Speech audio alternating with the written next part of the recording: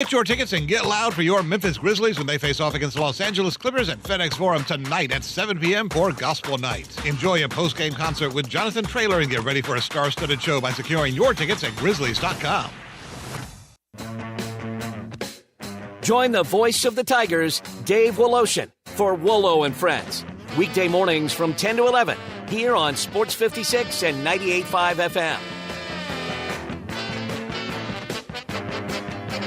We are Sports 56, WHBQ Memphis, and W253DF Memphis, Flynn Broadcasting Stations.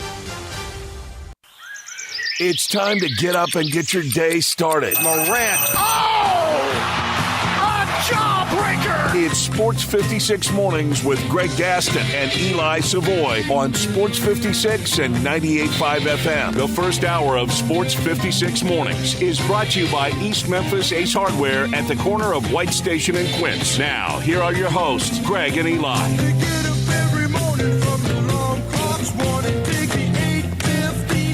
We're here.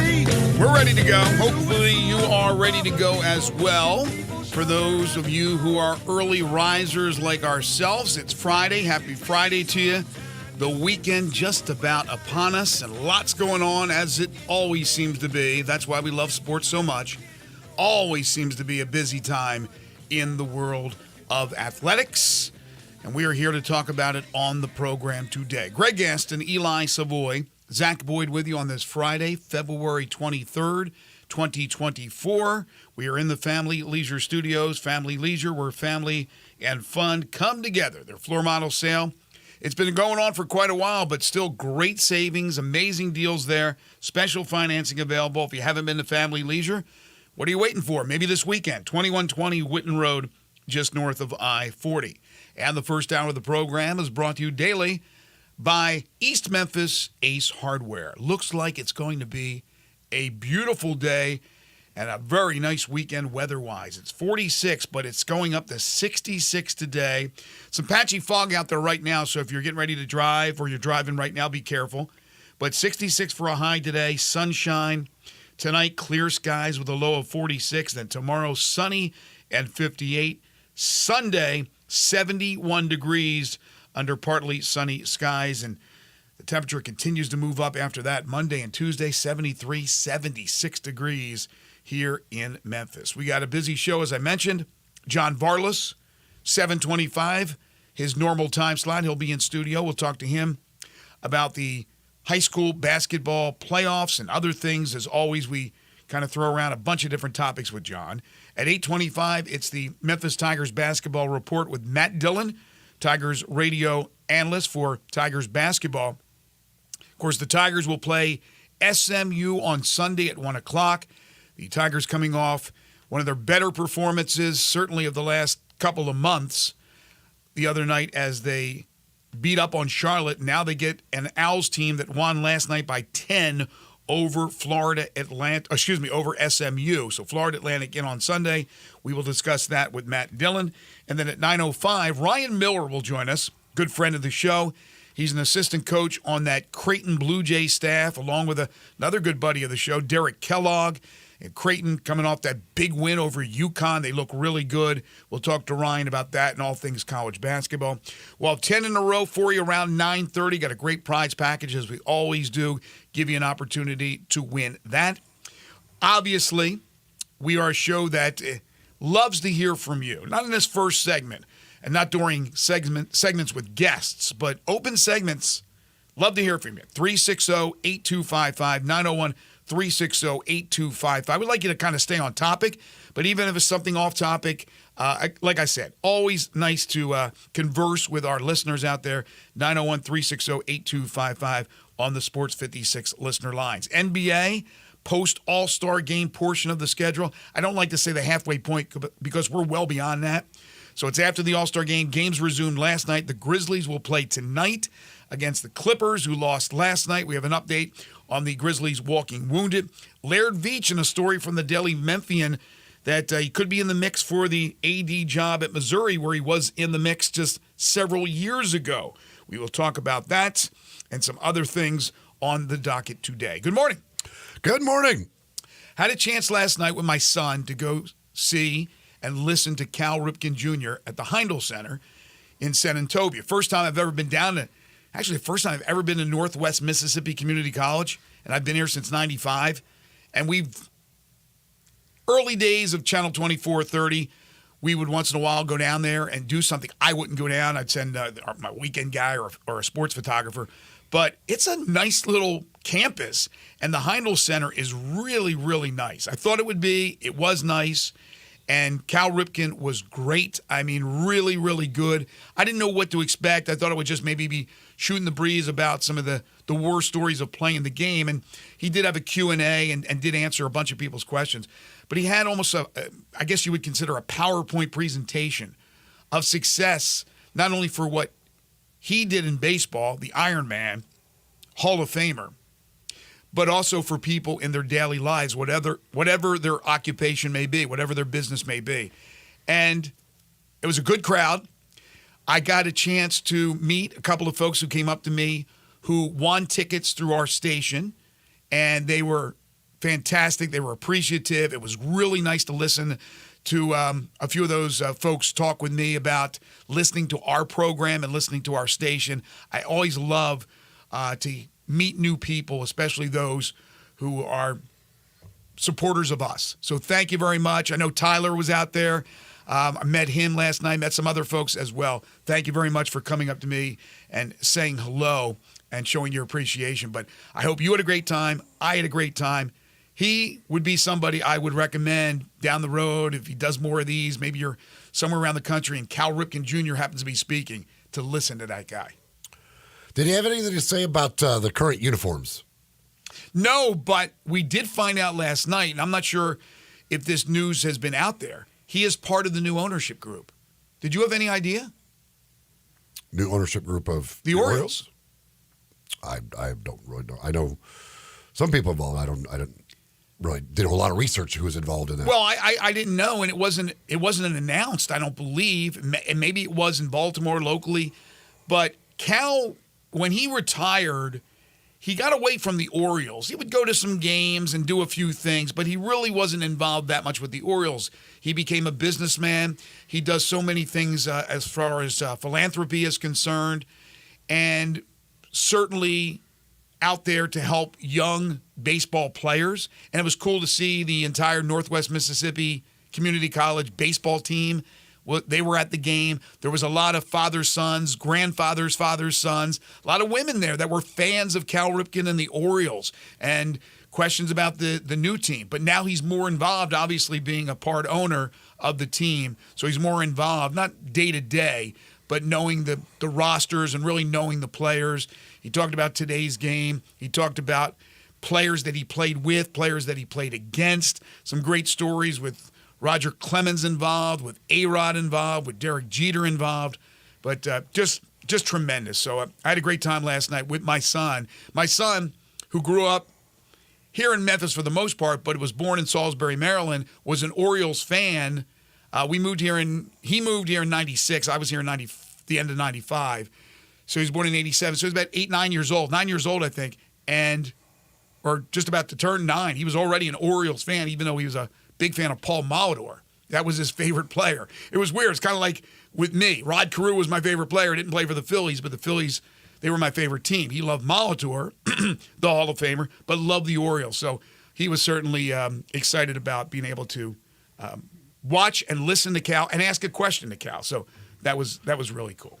Well, the new uniforms are the talk of the world in Major League Baseball right now. Yeah, what is see-through? What is going on? I haven't seen these uniforms yet. Well, the pants you don't really want to see because you probably see too much. What's the deal with that? I thought it was a joke when I read that this morning. These new uniforms that the players have not liked at all. See-through? The latest is that the pants are pretty much see-through. X-rated baseball in 2024? Some of the, because they're doing like various things on social media with players and stuff like that. And then there's the one that do the Mariners guy, like you could literally like see his entire jersey. Like you can basically read the tag of the jersey through his pants. Like it's just like, they're like, I don't know.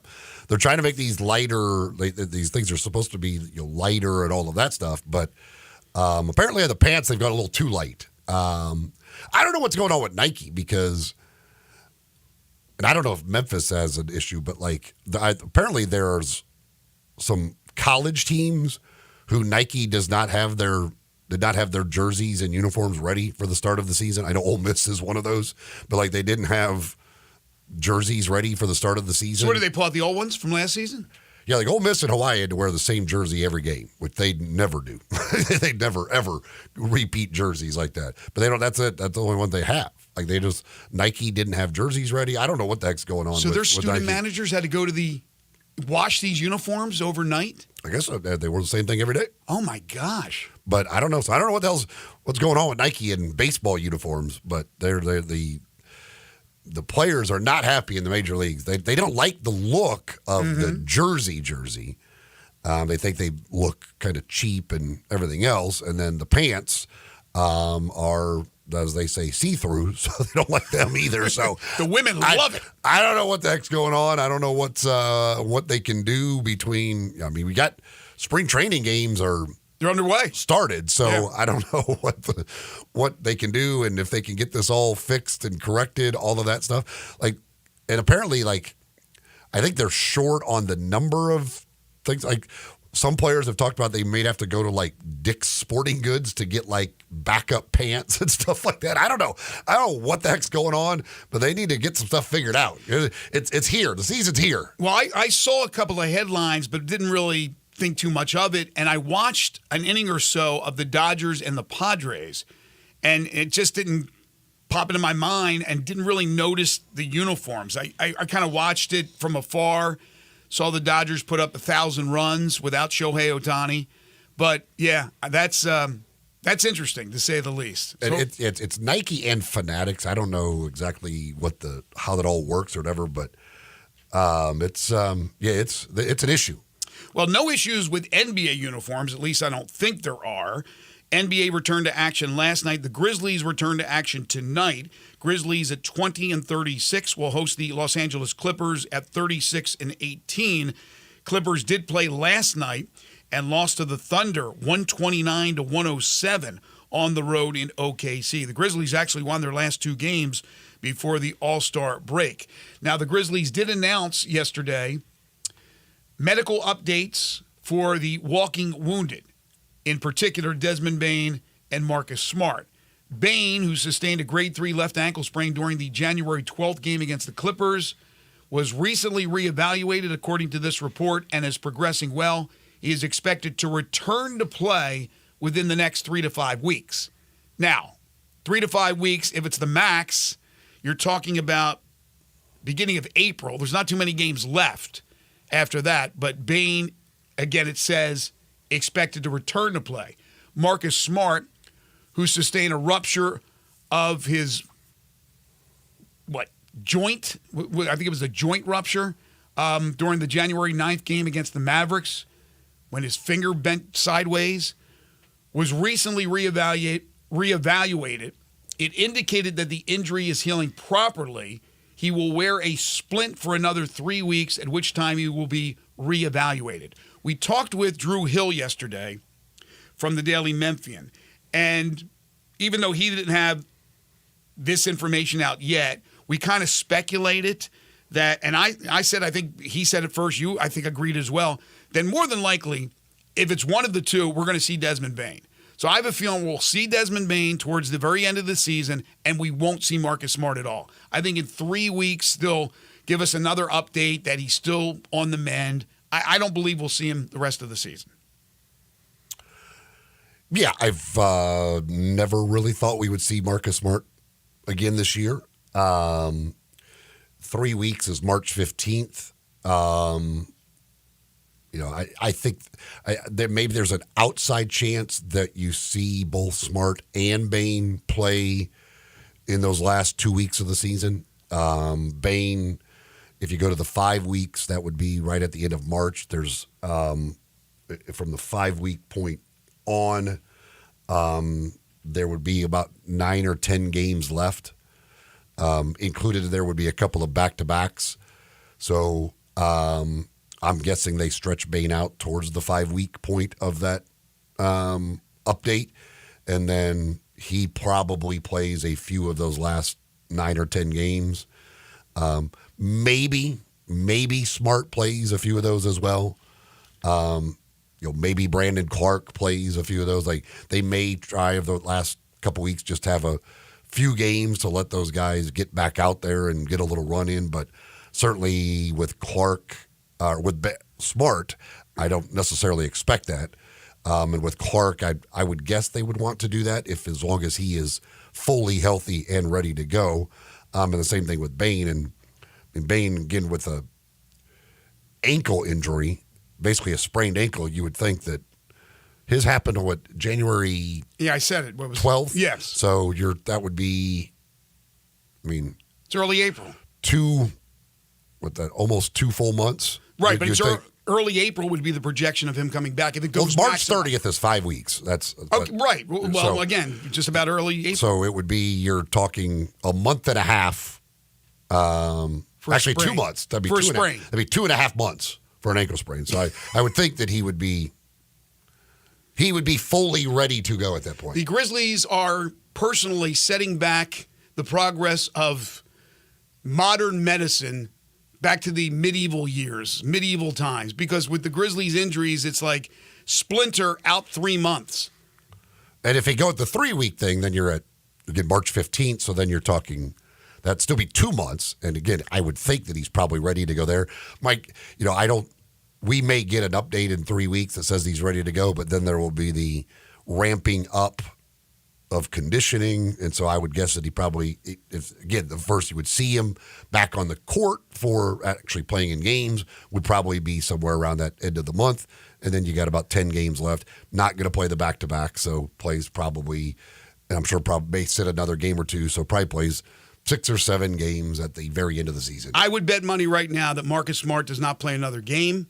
I would bet money that Desmond Bain does play a few games at the end, and I would bet that Brandon Clark does play. In fact, Taylor Jenkins said about Brandon Clark, he's doing more work that is minimal contact and continues to trend in a good direction.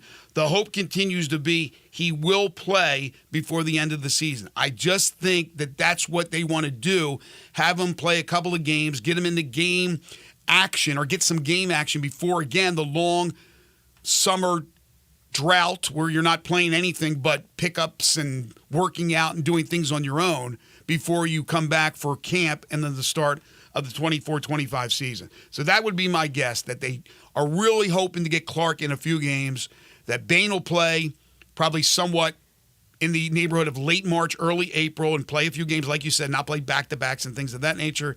And Marcus Smart, my guess would be he doesn't play whatsoever.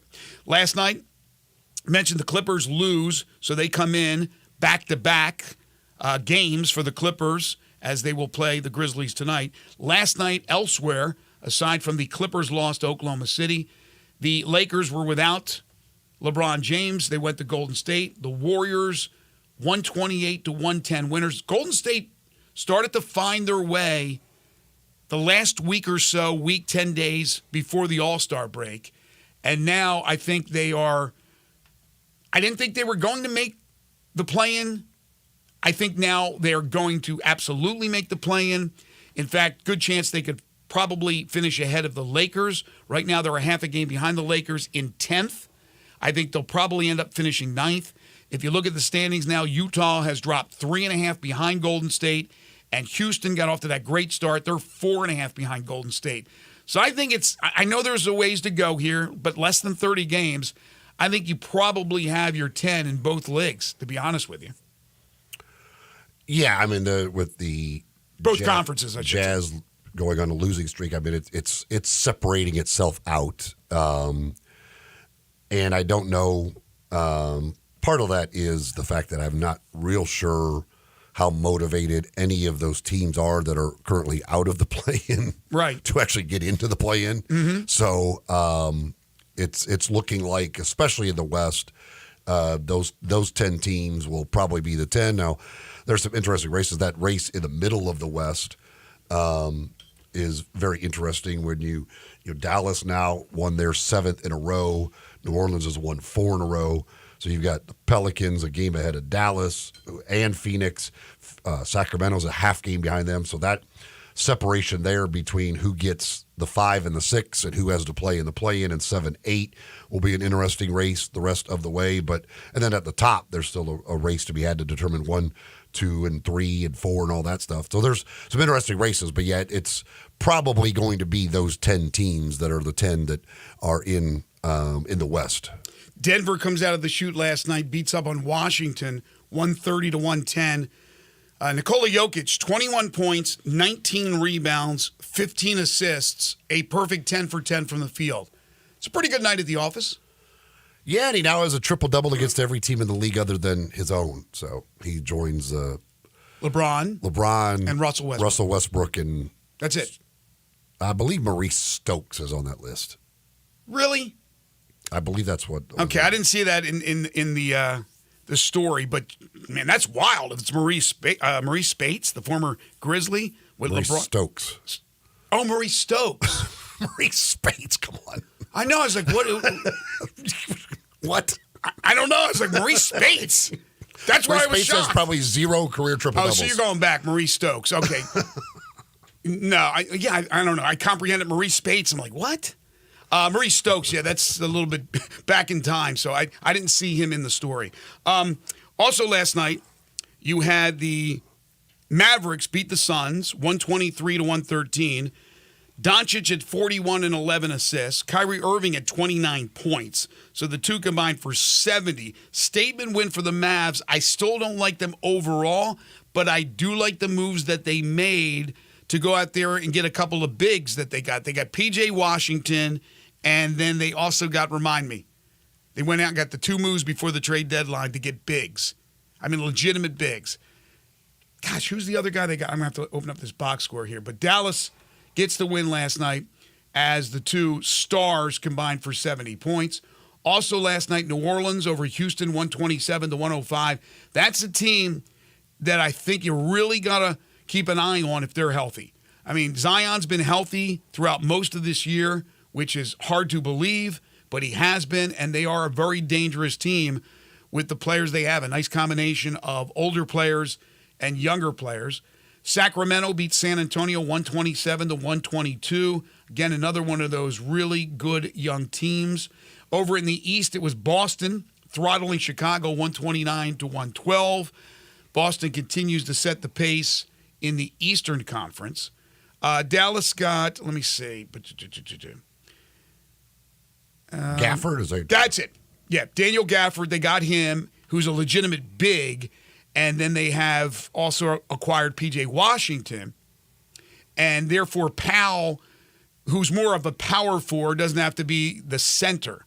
They have a couple of other guys that are big. Lively, of course, has been a pretty good player for them. But, yeah, Dallas, I never thought of them really as a serious contender because I didn't think it would work out as well as they thought it would work out. Cuban thought it would work out with the 2 of them together, Kyrie and Doncic. But in the end, it may. So I have no idea right now. I have guesses, but who will come out of the West? I think it could be any of 6, 7 teams. As much as I want to say Denver's going to repeat, and probably that'll end up being my pick as Denver repeating as Western Conference champions, right now I don't know. I don't know where I'd put my money, what team I'd put my money on right now, because I do think it's a legitimate chance that you could have a surprise. You could have Oklahoma City. It's not out of the question. You can have Minnesota, certainly. They've had a really good year. New Orleans healthy is good. Dallas. Phoenix, I'm not sure, but a star-studded team like that, why not? So there's it's going to be interesting. The Western Conference race is going to be extremely interesting the rest of the way. In the East, not so much. Boston's going to run away with it. Philly's trying to deal without Joel Embiid. The Knicks are trying to get healthy to make a little bit of a run, but I think that one's Boston all the way. All right, we need to take our first time out. When we come back on the other side, John Varlas. We'll talk preps. We'll talk some other things with JV. I got a question for him that I'll ask of you as well. I put it up there on X right now, so if you follow me, you can see that question. Do want to tell you folks about one of our great sponsors. They've been with us for years and years, and that's Pinnacle Roofing and Restoration. For all your roofing and home repair needs, call Brandon McCullough at 901-438-5084, locally owned and operated.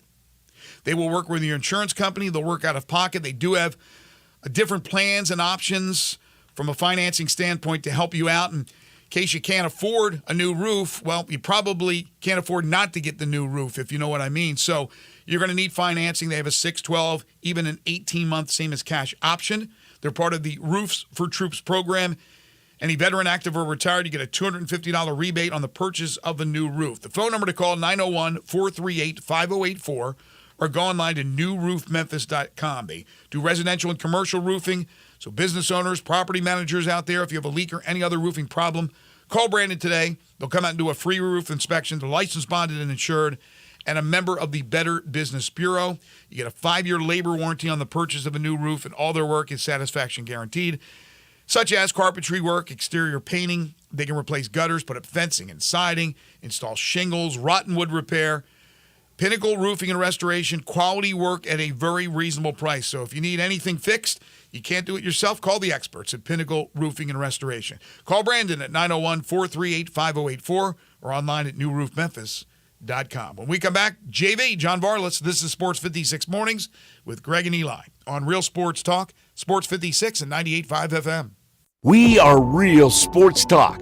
Sports 56 WHBQ.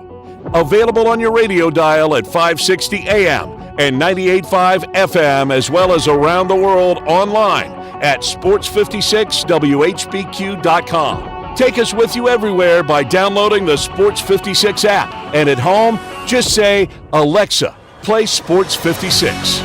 Wherever you are, stay tuned in to Real Sports Talk. Sports 56 and 98.5 FM. Make your next grill your last with the Big Green Egg at East Memphis Ace. Smoke, bake, roast, sear, and grill, all with a lifetime warranty. Ready to cook in only 15 minutes with cook temperatures below 200, above 700, and anywhere in between. Change your at-home cooking experience for life with our unmatched, authentic wood-fired grill flavor that has our customers raving. Get your Big Green Egg and all our accessories at East Memphis Ace on the corner of South White Station and Quince Road. Hey, this is Eli Savoy, and I've got a question for you. Who wants to pay full retail for a pre-owned car or truck when you can buy it at wholesale? Wholesale Unlimited on Pleasant View, right off Covington Pike, has an unlimited selection of super sharp pre-owned cars and trucks you can buy at the wholesale price. And right now, you can use your tax refund as all or part of a down payment and still just pay the wholesale price. Chevy Silverados, F-150s and Ram trucks, Tahoes, Explorers, Jeep Wranglers, Grand Cherokees, Renegades, a Cadillac SRX, Camaros, Mustang convertible, Hyundais. Check it out. Go to wucars.com or Google Wholesale Unlimited Memphis. This is great. Your money goes a long way when you can buy at the wholesale price, and tax refund time makes it even better. Go to Wholesale Unlimited on Pleasant View, just off Covington Pike, with guaranteed approval. Tell them you heard about it right here on Sports 56, and you can thank me later. Life insurance. Why are you putting it off? Can't afford it? Too much hassle? Think you don't need it? There's lots of excuses for putting off life insurance. But if you weren't there, who would pay the mortgage and other bills? With Ethos, you could be covered in 10 minutes and boom, family protected. Ethos, fast and easy online term life insurance. Up to $2 million in coverage with no medical exam. Some policies as low as $1 a day. Answer a few health questions and get your free quote at getethos.com. That's getethos.com. You or someone you know or care about has dealt with a difficult divorce. When facing divorce, you need the attorneys at Rice Law. Nick and Larry Rice lead the firm with 3 generations and 7 decades of experience. Located in Memphis, serving the entire state of Tennessee and North Mississippi. Rice Law is who you need to call. Simple or difficult divorce, they know how to handle it. Call Rice Law at 901-526-6701, or for more information, visit them at aboutdivorce.com. That's aboutdivorce.com. This Sports 56 traffic report is brought to you by Luttrell Building. They keep you moving. Sports 56 traffic. Now on 385 Billboards Parkway coming past Riverdale, headed towards 240 now. Quick reminder, tonight they're going to shut down Germantown Parkway near Wolf River Boulevard. That's going to cause some confusion and some problems over the weekend. Again, be aware of that closure there on Germantown Parkway. Hey, Weimer's Jewelry, 7525 Highway 64 is your full-service, family-owned jewelry store. Go see them this weekend. I'm Commander Chuck with your on-time traffic. Now, back to Sports 56 Mornings on Sports 56 and 98.5 FM. This hour is brought to you by East Memphis Ace Hardware at the corner of White Station and Quince. Here once again, Greg Gaston and Eli Savoy. Welcome back, everyone. 7:30 the time on what will be a lovely start to your day and should be an outstanding weather day here on this Friday as we get set for the sports weekend. Right now, we get set for a visit from John Varlas. It's time for Greg and Eli's weekly visit with John Varlas of the Daily Memphian. Check out John's prep sports coverage and more at dailymemphian.com. Now, here's John Varlas with Greg and Eli. He is the award-winning Daily Memphian prep reporter, but so much more. He is the Prince of Darkness. He is John Varlas. You can follow him on Twitter at John Varlas, who joins us in studio. JV, how are you? Hey, I'm the Prince of Love and positivity. I tried to slip that one in there. Prince of bone picking. That's why I said that, because you always open up with a bone or two to Actually, pick. he's the king of bone picking. He's not the prince. He's the champion. He's the number one. He's the GOAT. Prime Minister of bone picking. The Prime Minister for our Canadian friends up there. No, you are the GOAT. What do you got to pick today? Well, I'll tell you what, I'm a little mad just right here on the way to the studio today. I had a busy day yesterday, a little frustrating on some fronts. Worked really hard to get into a better mood, and then I drive, on the way to the studio here, making the left-handed turn off of Ridgeway onto Mount Moriah, and the millisecond when the lights change, I got somebody honking at me because I don't have the reflexes of Mario Andretti pulling off the starting line. So I'm a little bit miffed about that, guys. There's two things I've never done in my life that probably you guys and probably everybody listening has probably done at some point. I've never had a beer. Beer has never touched these lips, and I've never honked at somebody because they didn't pull away from a red light fast enough to suit me. And, bro, you've never ever honked at anybody in that situation? No, and I. So never honked the horn at all? Period, or not in a red light situation. Because in today's world, there's a lot of times where that light changes, and these people are on their phone and they don't pay any attention. Usually, it's the opposite, and they right? just sit there, and you have to honk at. And I just sit. No, I just sit there with them. You'll just patiently wait until they decide to go. Yep. Are you afraid they're going to turn around and shoot you? Nope. I don't encourage you to like. I'm not afraid. I just again, and this was, and I was paying attention. Now I'm wide awake. I wasn't on my phone, but because it wasn't, because it wasn't like the NHRA where you hit the pedal. You give a little polite tap first. You get a little tap of the horn. Really I'm not saying you should have been honked at there. That's ridiculous. But especially when it is a green arrow situation and you got to get that arrow. And that person in front of you doesn't go because they're on their phone or whatever, you gotta urge them. You gotta get through here. I need to get through this green arrow. I don't want to miss this arrow and have to wait again for a whole new cycle. Well, here's what you do there. Tap them on the bumper? No, somebody else will do the honking. Who cares who does it? Somebody else do the work for you. I don't have to do it. But then they think it's you. They probably think it's you. They can think what they want, but I don't have to do it. That just makes you feel better to say you didn't honk at somebody? Yeah. They needed to be honked at. Get off your phone and go. I exercise my patience muscles. I don't have patience, but I also don't want to get into some altercation. We have seen some tragic things happen vehicular-wise. I tell my wife, my wife flips the bird to people. I'm like, don't do that. Oh, your wife's a brave one. Oh, she's brave. I do. I think a 3. She's brave. I think a 3 count on the green light. A 3 count. No, he's right. After a 3 count, I'm going to give you a little beep. It's just a hey. Yes. Hey, get off your phone. Because I know that everybody's on there. That's what it is. They're on their phone. They're looking down. They're not paying attention. That person was wrong that quickly to do that to you. But if there's the hesitation, as he said, about 3 seconds, polite little beep. If nothing happens after that, I mean, I'll tell you a story off the air what happened to me and a friend. But then then after that, I don't know what you got to do. You got to beep harder. You got to make it through the light. If not, you're gonna be sitting there again. Well, I don't mind sitting there again. There's never anything I'm doing that's so important. What mild-mannered John Varlas this morning? What are you doing out there, just willing to sit through multiple cycles of a light? You got places. You got places to be. I do. You are Southwind, for goodness sake. It says right there on your shirt. If you're coming into this studio on Fridays to do a little bone picking. You better come angry. Well, you better be coming with them. You can't just be sitting there. Like I said, I was angry. Are you going to call us and be like, hey, guys, I'm going to be late.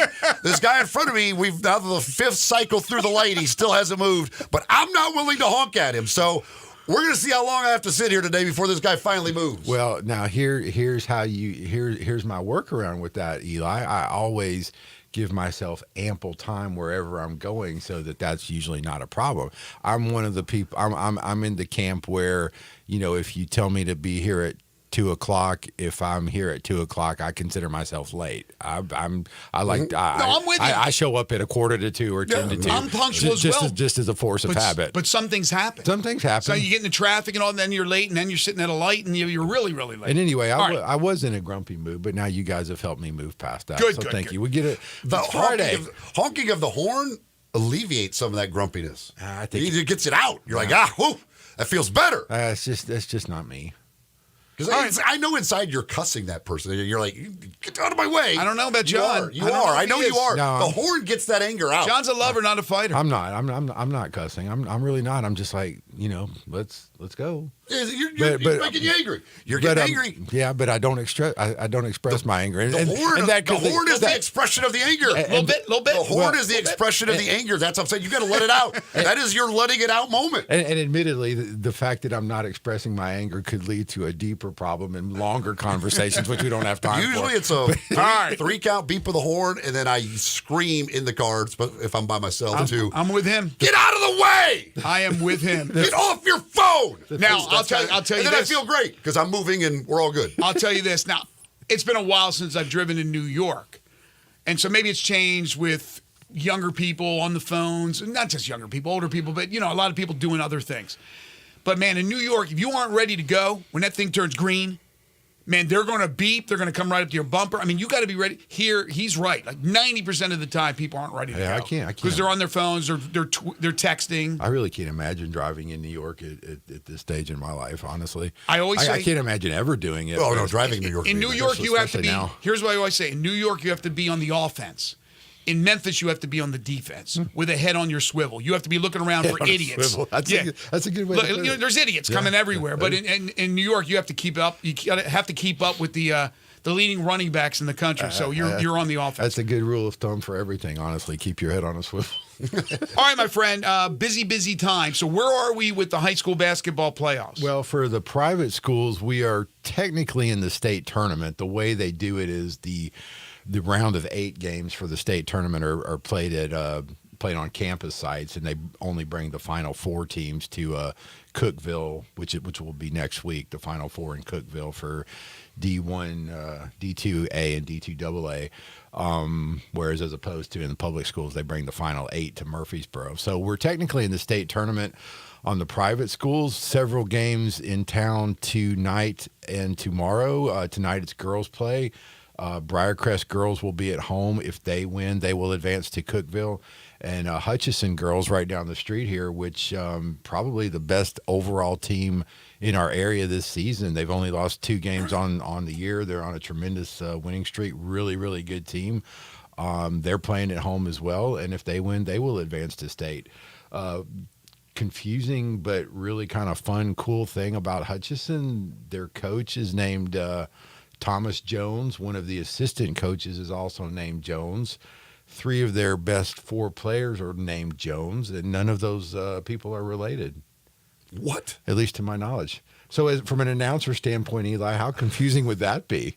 You got Coach Thomas Jones, assistant Coach Jones. You've got Tyler Jones, Ava Jones, Genesis Jones. Jeez. How about that? So the Joneses. So when you're playing Hutchinson, you are truly trying to keep up with the Joneses. Hey, be here all week. But no, they're a really fun team, really good team. I think they've got a great chance to advance to Cookeville. And then Saturday, lots of, same thing with the boys. FACS is playing at home.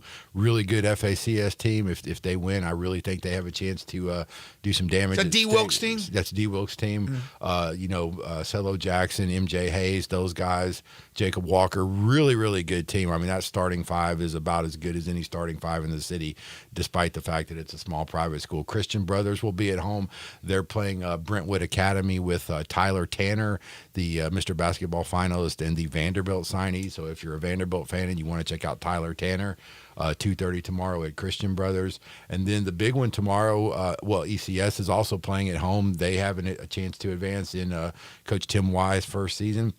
Another Tyler Jones is their star player. Lots of Joneses this year. And then, of course, the big one tomorrow, 6 p.m. at Briarcrest. MUS and Briarcrest are playing for a chance to advance to the Final Four, and that should be a fun game, a full house, and, chance to see Cooper Haynes, Fred Smith, and those guys for Briarcrest, and a really good MUS team who I feel, if their shots are falling, which they were a couple of nights ago against Innsworth, they've got a chance to beat anybody. So that should be a really good game as well. All right, and then how about the public? The public schools, we're starting a region tournament. The girls' region play starts tonight. Boys' region play starts tomorrow, and those games are going to be on the sites of the higher seeded team. So the 4 seed will travel to the 1 seed, the 3 seed will travel to the 2 seed, and then the semifinals and finals will switch to central locations next week. I tweeted out all the schedules for all the regions, 1A, 2A, 3A, and 4A on my Twitter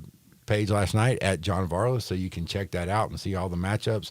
All the tip-offs will be at 7 o'clock tonight for the girls, 7 o'clock for the boys. And yeah, I mean, go check out this is this is pretty much do or die time. Like I was telling Eli, off the air, the only way you can lose and still advance at this point in the public school ranks is if you make the championship game of the region tournament. So it's an 18 tournament, and you have to get in that top 2, or else you're getting ready to hit the golf course for the spring. All right, so I'm going to ask this question of you. We're going to get an answer when we come back, and then I want also our listeners, if they'd like, I could chime in as well. I could use the listeners' help on this one. So here's the question I posed to John. I didn't pose the question until this morning, so he hasn't had a lot of time to do the research. Slight bone to pick on that one too, by the way. Yes, I know. Wake up at 6. Little splinter of a bone. Wake up at 6:15 in the morning, and I got work to do. I do my best thinking. I do my best thinking on the, It's probably what you were thinking about when you took so long to go from that darn green light. All right, so the question is this. In the last decade, so we're going back to the 2013-2014 prep season.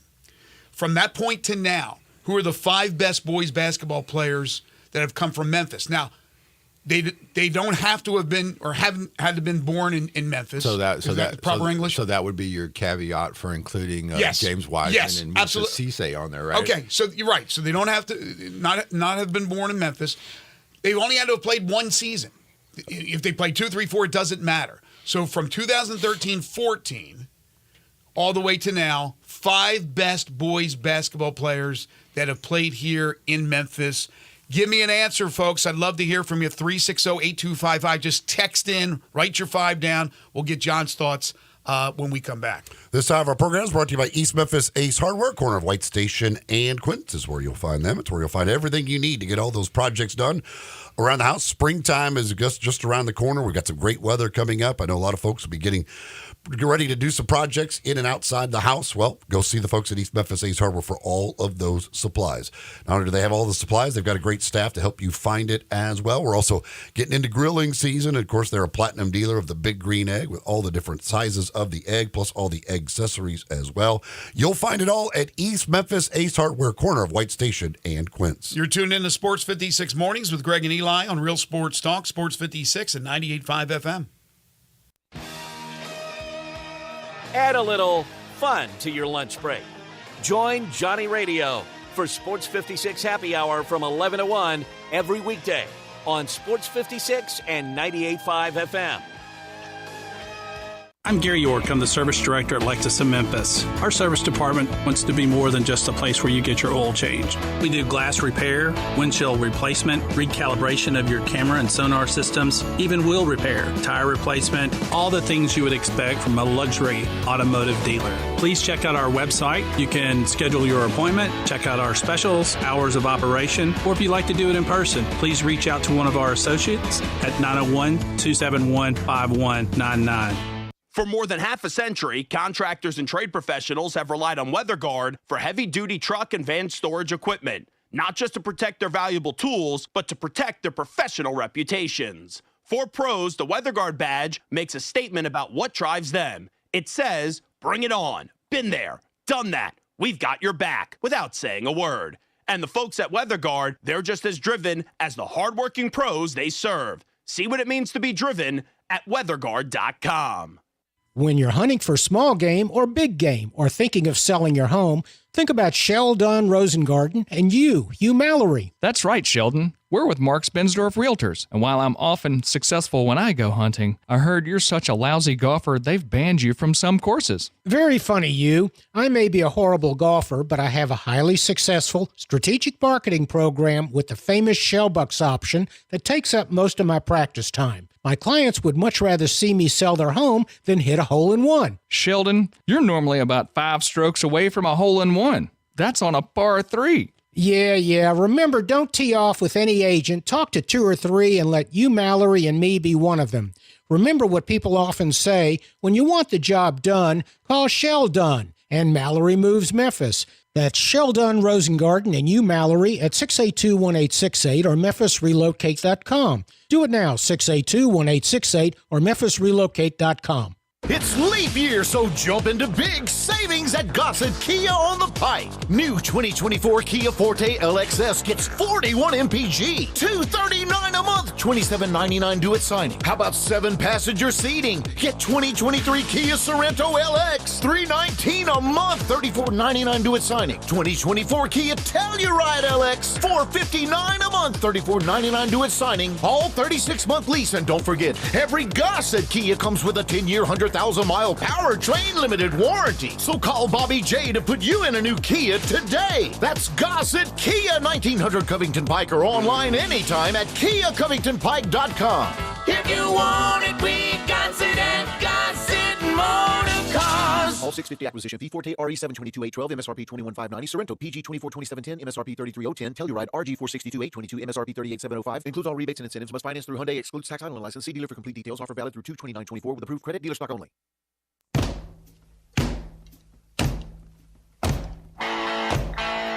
Now back to Sports 56 Mornings on Sports 56 and 98.5 FM. This hour is brought to you by East Memphis Ace Hardware at the corner of White Station and Quince. Here once again are Greg Gaston and Eli Savoy. All right, welcome back. John Barless with us. Again, I went back a decade to 2013-14 through the present time, and I asked John, and I'm asking you folks, and you can hit us up with your thoughts at 360-8255. Top 5, this is really tough, top 5 boys basketball players who have played at least one season in Memphis, and they could have been born outside of Memphis. So, John, who are your 5? Well, I'm gonna not include any current players, although I'm sorely tempted to try to horn Cooper Haynes in there, because I mean, you think about. Basically, from your freshman year to your senior year, you basically went out there and scored 20 points a game every night. I mean, I think that merits some, we'll give some consideration. We'll give Cooper an honorable mention at least. But I mean, so many great ones, Greg. I mean, I think you gotta have Kennedy Chandler on there first from Briarcrest.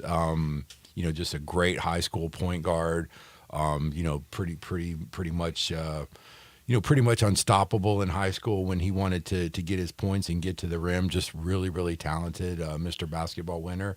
With your not born in Memphis caveat, I think that's your way of wanting to slip James Wiseman. Well, I don't want to, but I wanted to include all those guys. And I won't argue with you. I mean, James Wiseman was really talented at East. 7-footer who could do it all. Again, pretty much unguardable at the high school level. I think he and Kennedy were probably the last, McDonald's All-American type of players we've had come through the area. I think you would have to give Jonathan Lawson some serious consideration. What he did in his career, Greg, I don't think you're gonna ever see again. This kid was a part of 4 state championships, right? At 3 different schools. Right. He helped East win one. He and his brother Chandler were the main guys when Wooddale won one with their dad as coach. And then when COVID shut down the city schools basketball, he transferred to Houston with Mason Miller and those guys and helped Houston win a state championship. And he put up some really, really impressive numbers. I mean, I think you have to look at Jonathan Lawson. Okay. I mean, and from there it's tricky. I mean, Tyler Harris was incredible. At Cordova, just a big time scorer. He won Mr. Basketball. Alex Lomax, from East was, he was the what I like to call a glue guy with great skill and great benefits on those East teams that won a state championship. People that know me know I can't. I mean, I just love Alex Lomax. He's one of my favorites ever. I mean, just the things he did, just affecting winning. Just whatever it took on the high school level. Mm-hmm. If you need to get 20 points, he could have done that. If you need to get 8 or 10 rebounds, he would have done that. He would have played great defense. He'd get you three or 4 steals. 6, 7 assists. Just whatever it needed to be done. Musa Cisse, Chandler Jackson at Christian Brothers was incredible. Scalabissier? He would be outside the 10-year window, right? Scal? Would he? I don't know. When did he play? He was drafted in 2017. Well, he was really good. Musa he was just Cisse. playing against the hustle, and he's 27 years old. So Zach, can you look up Scal? Okay, when he played high school? Well, if he's 27 years old, you graduate high school when you're 18. So yeah, he might have made it. Yeah, he might have made it. Yeah, I mean, there's just so many. I mean, that's where those last few spots really get murky. There's just been so good. I mean, Matthew Morrell's been a pretty good player, but I don't know if he's top 5. Well, I mean, he's good. I mean, he had a great career at Whitehaven. I mean, it's just so many. But I mean, and these are and the guys I'm naming. They were all Mr. Basketball winners too. So right. So that's kind of maybe where my cutoff was for this. No, that's actually good. But there's so many good. I mean, Chandler Jackson was just incredible at Christian Brothers. Right. Led him to an undefeated season and a state championship. Only 3 teams in Memphis have done that.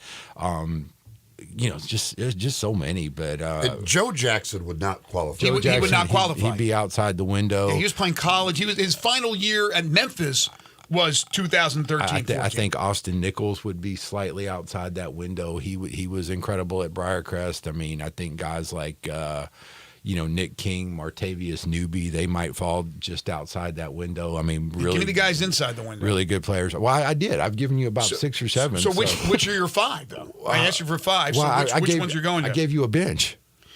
I know. You also gave me an honorable mention.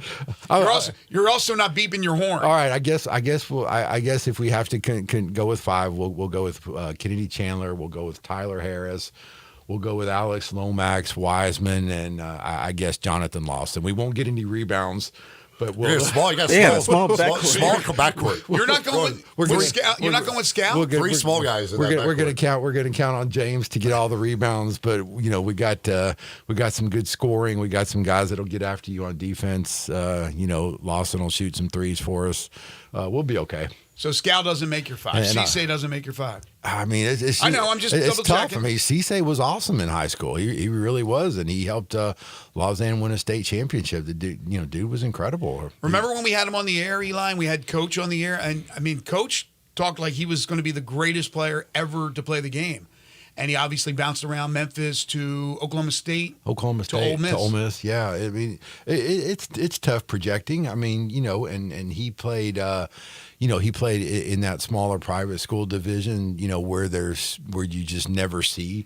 Nichols, by the way, Austin Nichols, athletic 7-footers like that. So I mean, Austin Nichols was at Memphis from 13 to 15. Yeah, so he's way out of the window. Yeah, well, yeah, he's slightly out the window. Yeah, I mean, again, you have to have played 1 season at least in high school between 2013-14 and the present time. Yeah, he missed it by 1 year. Okay. Yeah. So I think I'm good. So he was at Memphis at 13 instead of high school. That's right. He missed it by a year. That's right. But I'm asking our listeners to comment on this at 360-8255. Text in and tell me if you agree with what Is Cameron Our man Payne, John Varlas had this say? Cameron Payne would be in that window, but the thing about Cameron Payne is it good. feels like he's been in the NBA a long time now. I'm actually surprised he's in that window. And as good a player as Cameron Payne was at Lausanne, he was very, very good. He won a Mr. Basketball as well. Cameron Payne was kind of a late bloomer. I think he was better at Murray State. I think you're right. Than he probably was in high school, and subsequently probably why he ends up at Murray State. Right, and exactly, and subsequently he's made a heck of a career for himself in the NBA. When you've stuck around the NBA, I had an argument with somebody about this one time. He tried to kind of trash Cameron Payne. He's saying he's never panned out. He's never done this. He's never done that. I said, my retort to that, and I think you agree with me by your expression. If you've been in the NBA as long as he has, if you stuck around as long as he has, you've had a great career and you're doing something right. He's made a lot of money. He's played with, some of the greats of the game, Russell Westbrook, and, I'm sure he's got some great stories to tell. Cameron Payne's had a heck of a run. So does Chris Chiozza fall into this category? Well, he was on that. He and LeBron Black and DeVale Roby. I think that was Nick Smith. I think that was 2014 at White Station. So yeah, he would probably just barely qualify for that 10-year mark. I mean, yeah, Chiozza was incredible, but that whole White Station team was incredible. I thought LeBron Black was incredible. Yeah, I mean, those four guys that I just named, that was, as good of a unit as we've probably seen in the last 10 years. Those guys were incredible, but it was, I think, with them, it was more of a team dynamic as opposed to, maybe any one individual, even though LeBron Black did get the lion's share of the honors. Right. What about LeGerald Vick? Really good player. Who do you say? LeGerald Vick. Does he fall into that category? I love LeGerald. Oh, LeGerald, yeah. He was like Showtime. He didn't play the entire career in Memphis, or did he? He's a Memphis guy. He graduated from Douglas, played for Ted Anderson. He went to Kansas. Right. And had some decent success there. Yeah, LeGerald Vick was he was a fun player to watch. Really good. I mean, there's just so many, Zach. I mean, Cam Payne, by the way, would not qualify because he was at Murray State in 13. Yeah, that's what I thought. Yeah, he would have missed by 1 year. It's interesting that's cut off. A lot of guys cut off and miss by a year. But just going by Basketball Reference, he's made nearly $25 million in the NBA. Well, anybody trying to downplay Cameron Payne's career? What the heck? Well, we've got a lot of haters out here. I mean, goodness gracious, that dude's like, yeah. I mean, again, I don't know what do you know what he was ranked star-wise coming out of high school? I don't think he had any star. I tell this story frequently to people when we're just sitting around reminiscing and talking about basketball. I went to an MUS summer league, the MUS summer league, the Jerry Peters Classic, or I think back then they might have called it something else. And I went to a back gym and saw Cameron Payne playing, and who's this kid? And he's like, oh, his name's Cameron Payne. He goes to Lausanne. Well, he was little, he was thin, he was good, but not eye-poppingly good. I mean, you just see this kid, then you would never, ever say this kid's going to have a multi-year, 6, 7, 8 year NBA career like he's had. You just never would have projected it. You just never know. I mean, and some of the more guys that were maybe more obvious, like the James Wisemans and the Moussa Cisse's, the Kennedy Chandlers, the high school All-Americans, right? They maybe have not to this point had the NBA career that Cameron Payne has had. So no question about it. You just never know. He's in his 9th year in the NBA. Yeah, that's incredible. I'm not downplaying anybody who's survived in the NBA for 9 years. He has put together a great career. Of course, we got some haters out here. Of course, Thaddeus Young is not in that time period, but my gosh, what a career that guy's had. Just picked up by Phoenix. He has played forever. He has made a ton of money. But if you want to contribute to this discussion, remember, it doesn't matter what the guys did in college or as their professional careers have moved along. It's only about high school in the last decade. They got to fit into that category. Give us your 5. And I'm neglecting, Zach being a Southwind guy over there. Him mentioning LeGerald Vick reminded me of that, that great Southwind team that won state in 2015. With Jonathan Williams. Jonathan Williams was incredible. Yeah. 6'10", yes, long, skilled. Had a great career at Gonzaga. Could shoot it outside. And he had a cup of coffee with the Lakers as well. And so I don't know what Jonathan's doing nowadays. I assume he's hopefully still playing somewhere in this big wide world. But no, he was great too. Just so many, it's hard. But I'll give you my 5, and there you go. We'll see how it goes. No, it's a good 5, and we've had Jonathan J3. Did they call him? J3. Juwan Johnson. I mean, that was been on our show. Incredible team. Yeah, absolutely. Well, good stuff. And I really do like the Jonathan Lawson that you brought up, because I completely forgot about that with the 4 state championships with 3 different schools. Pretty amazing. All right, John, you're going to be extremely busy. Folks, make sure to read John at the Daily Memphian. Follow him on Twitter at John Varlas. Catch him every Friday right here on Sports 56 Mornings. Thank you, JV. Thank you, guys. We might find our way out to Hutchinson tonight to try to keep up with the Joneses and see if they can defeat their opposition and advance to state. I hope they can. So if I'm out there, come by and say hello. And if there's a chance that you may be late and you're at a light, beep your horn. Okay? No, I'm just going to leave plenty early. All right. That's it's John about the X's Varlas. and O's. It's about the Jimmies and the Jones. It's about the Tylers and the Avas and the Genesises.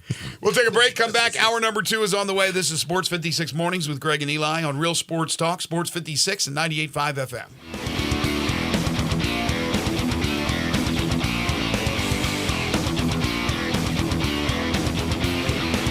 At Edwin Watts Golf Shops by Worldwide Golf, there's something that binds us all. The collective goal to transcend the ordinary. Introducing the Cobra Dark Speed Driver. Engineered with advanced aerodynamics, power bridge technology, and a large hot face for more speed and consistency. Visit us in store for a free custom fitting at Edwin Watts Golf Shops, or shop us online at worldwidegolf.com. Get there. Head on over to Frontier Western Store for their most anticipated event of the year, the famous February sale. It's your golden opportunity to save big on an extensive range of boots and apparel. Discover huge discounts on Carhartt. Dive into a selection of clearance shirts available up to 40% off alongside coats /30% off. There are limited time exclusive deals on select Ariat shirts and jackets too, with fresh items joining the clearance racks weekly throughout the month. But that's not all. Frontier's Boots Room is brimming with markdowns too. Hundreds of discounted boots and shoes from Rocky, Durango, Twisted X, and Ariat, all priced to move as Frontier makes way for their exciting new spring collection. Whether you want stylish dress footwear or durable work boots, now's the time to stop by Frontier and snag your next pair. Oh, and all Hey Dude shoes are now part of the sale also, and those will go quick. So don't miss out on the famous February sale at Frontier Western Store, 5880 Goodman Road in Olive Branch, and on the web at frontierwesternstore.com. Locally owned and operated since 1967. Guns, guns, and more guns. Over 700 firearms in stock. Home defense guns, old guns, new guns, used guns, big guns, little guns. Every gun you can think of, Classic Arms has them. All brands like Glock, Sig, Colt, Ruger, Smith & Wesson, Browning, Beretta, Benelli, Remington, Winchester, and more. Guaranteed lowest prices in town. Only gun importer in the Mid-South. Free gun inspections and appraisals, and free bore sighting for the upcoming deer season. Shop online at ClassicArmsOfMemphis.com or visit Classic Arms at 1740 Germantown Parkway behind Corky's Barbecue in Cordova. When the weather gets better, I found a new place to really soak it in. It's the patio at the Commissary in Collierville. We all love the delicious Memphis-style barbecues. You can begin your barbecue fest with some great appetizers like the cheese plate or the tamales or the barbecue nachos. Oh, those smoked chicken wings, they're terrific too. Then dig into the ribs or the barbecue shoulder. Get it chopped or pulled on a sandwich. A big sandwich, or you can get it on a plate. You've got choice, and you've got choice in places. Don't forget the Germantown Commissary as well. Comes with beans and slaw, deviled eggs they're famous for, and Brad, you can even order by the pound, a 6-pack or an 8-pack or even a 12-pack. The Boss Man salad, the chicken plate, the barbecue shrimp, there's something for everybody, and those great desserts, the best icebox lemon pie anywhere, or my favorite, the banana pudding. Check out the patio, TVs for sports, and music on the weekends. You love the Commissary. Sports 56 traffic brought to you by Curfew. Enjoy the ultimate dining experience at Curfew with specials every night. Mississippi Monday, Tuesday Ladies Night, Wing Wednesday, and Thursday Hotel Guest Appreciation Day. Curfew American Tavern Craft Cocktails, your new destination. 164 Union Avenue, main floor of the Canopy Hotel. Sports 56 traffic. Good morning. Still a bit of traffic volume out here, especially trying to get up through the Midtown area on 240 northbound up by Lamar. Don't forget they're closing Germantown Parkway at Wolf River Boulevard tonight. Don't let that catch you off guard. Traffic still looks good right now coming inbound on Lamar towards 240. A 24/7 reliable crane and rigging services right here in the Memphis area. It's got to be Tomahawk Crane and Rigging online. Check them out at tomahawkcrane.com. I'm Commander Chuck with your on-time traffic.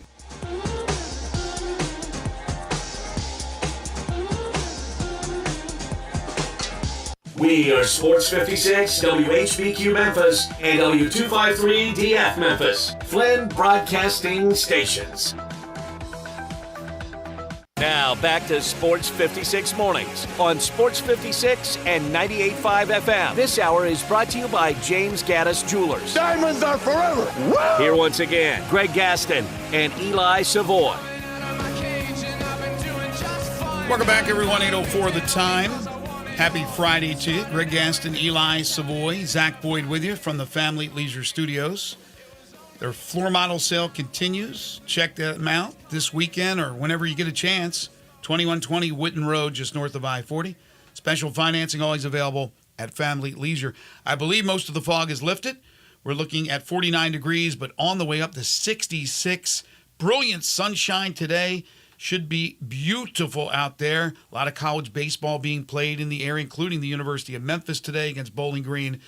So enjoy the weather and enjoy baseball weather in February. 46 degrees for a low tonight, clear skies. And then tomorrow, 71 degrees. Make that, where we got 58 for a high tomorrow.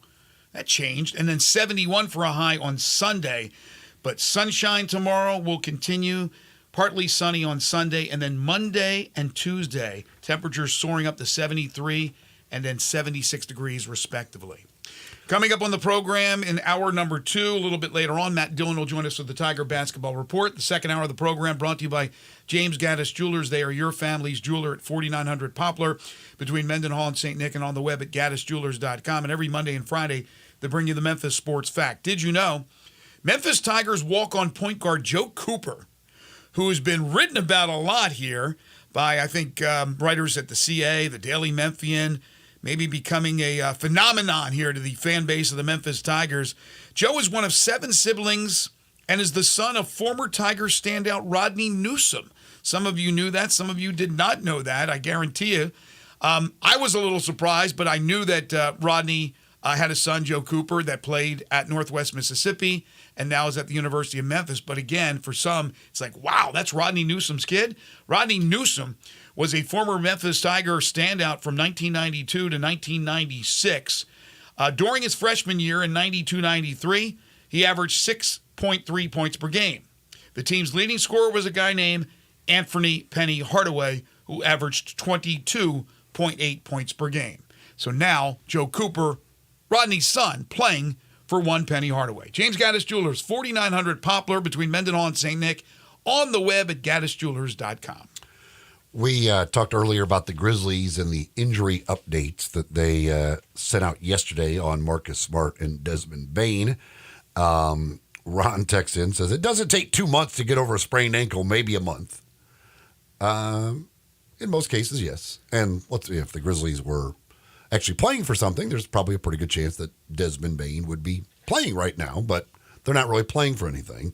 Raider Corey says, memo to the Grizzlies front office, please stop trying to insult your fans' intelligence. Come on now, we see what's going on. You really want to sit these guys for the duration of the season, but no, we can't say that, so let's keep extending these injuries. Please stop.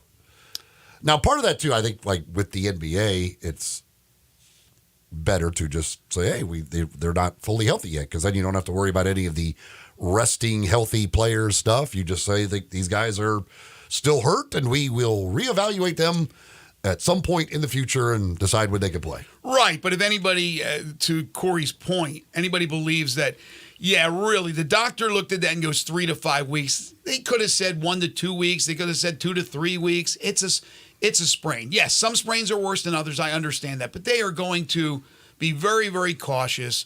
There's nothing to play for. So they're going to stretch it out as long as they can. Like I said, I would be surprised if Marcus Smart plays another game. Dez is going to play eventually, but going 3 to 5 weeks means more than likely He won't play until the beginning of April, if then.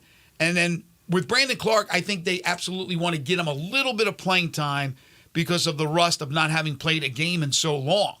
So I think that will happen. Other than that, you're not going to see these guys. It's going to be Jaron, and I think they're going to start to pull back on Jaron as well. You're not going to see Jaron playing back-to-backs, and things will come up like a sore knee, maybe a sore ankle, something like that. But that's the way it's going to be the rest of the way. We also talked earlier about the Cal Ripken and the appearance last night down in Senatobia. Brad says, I went to Baltimore around 96. I saw in a museum the banner that kept up with the streak. One thing I loved about Ripken was that he broke the longevity streak and then the next day nonchalantly takes the day off. His decision, no one else's. Great story he told last night of that decision. So he goes to the manager, and I forget who their manager was at that point. Was it Joe Altobelli? Might have been Mike Hargrove. Hargrove or Hargrave? Hargrave, right? Hargrave. Yeah. So he goes, I forget who it was. He talked about all the managers he played for, including his dad. He came up to the manager, 15 minutes, he said, before the game was about to start. And he said, yeah, take me out of the lineup. He said the manager looked at him with this blank stare like, what the hell are you talking about? He goes, it's time. It's time. Take me out. But I don't want this like big fanfare. I'll talk about it after the game. I don't want anybody to really know. And this is before social media, so, who knows if that would have gotten out.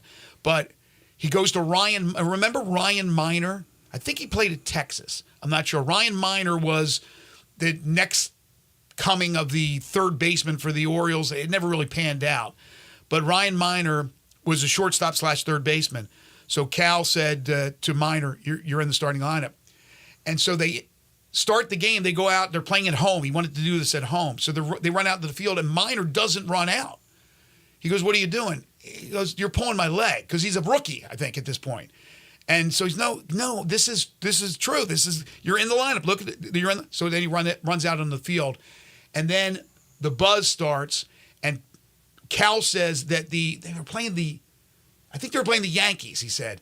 And the Yankees players all stood and clapped. They acknowledged that the streak was over.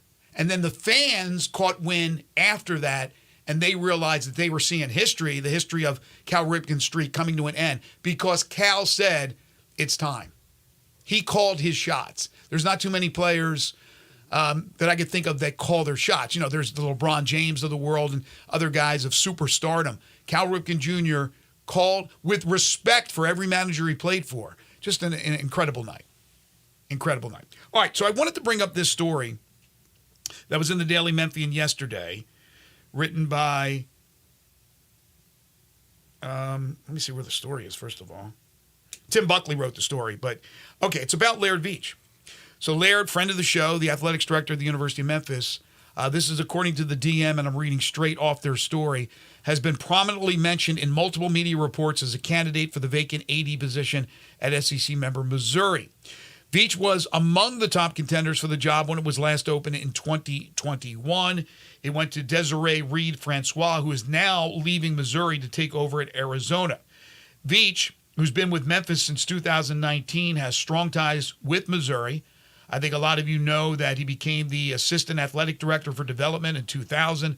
Before that, he was a major fundraiser in 1997. He then had a short stint at Iowa State. Returned to Columbia, this is going back. This is his early part of his career.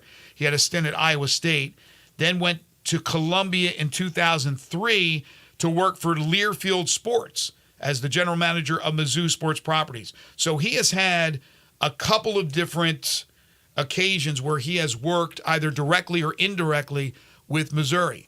So his name has popped up prominently in several reports that he is in the mix. Doesn't mean he's going to get the job, but it's interesting in this time where we're talking about stadium renovations that have not started yet, and designing the stadium, and whether or not they're going to tweak that, where we go from here, everything that's going on. I can't even imagine if he got that job and now you're also looking for an AD.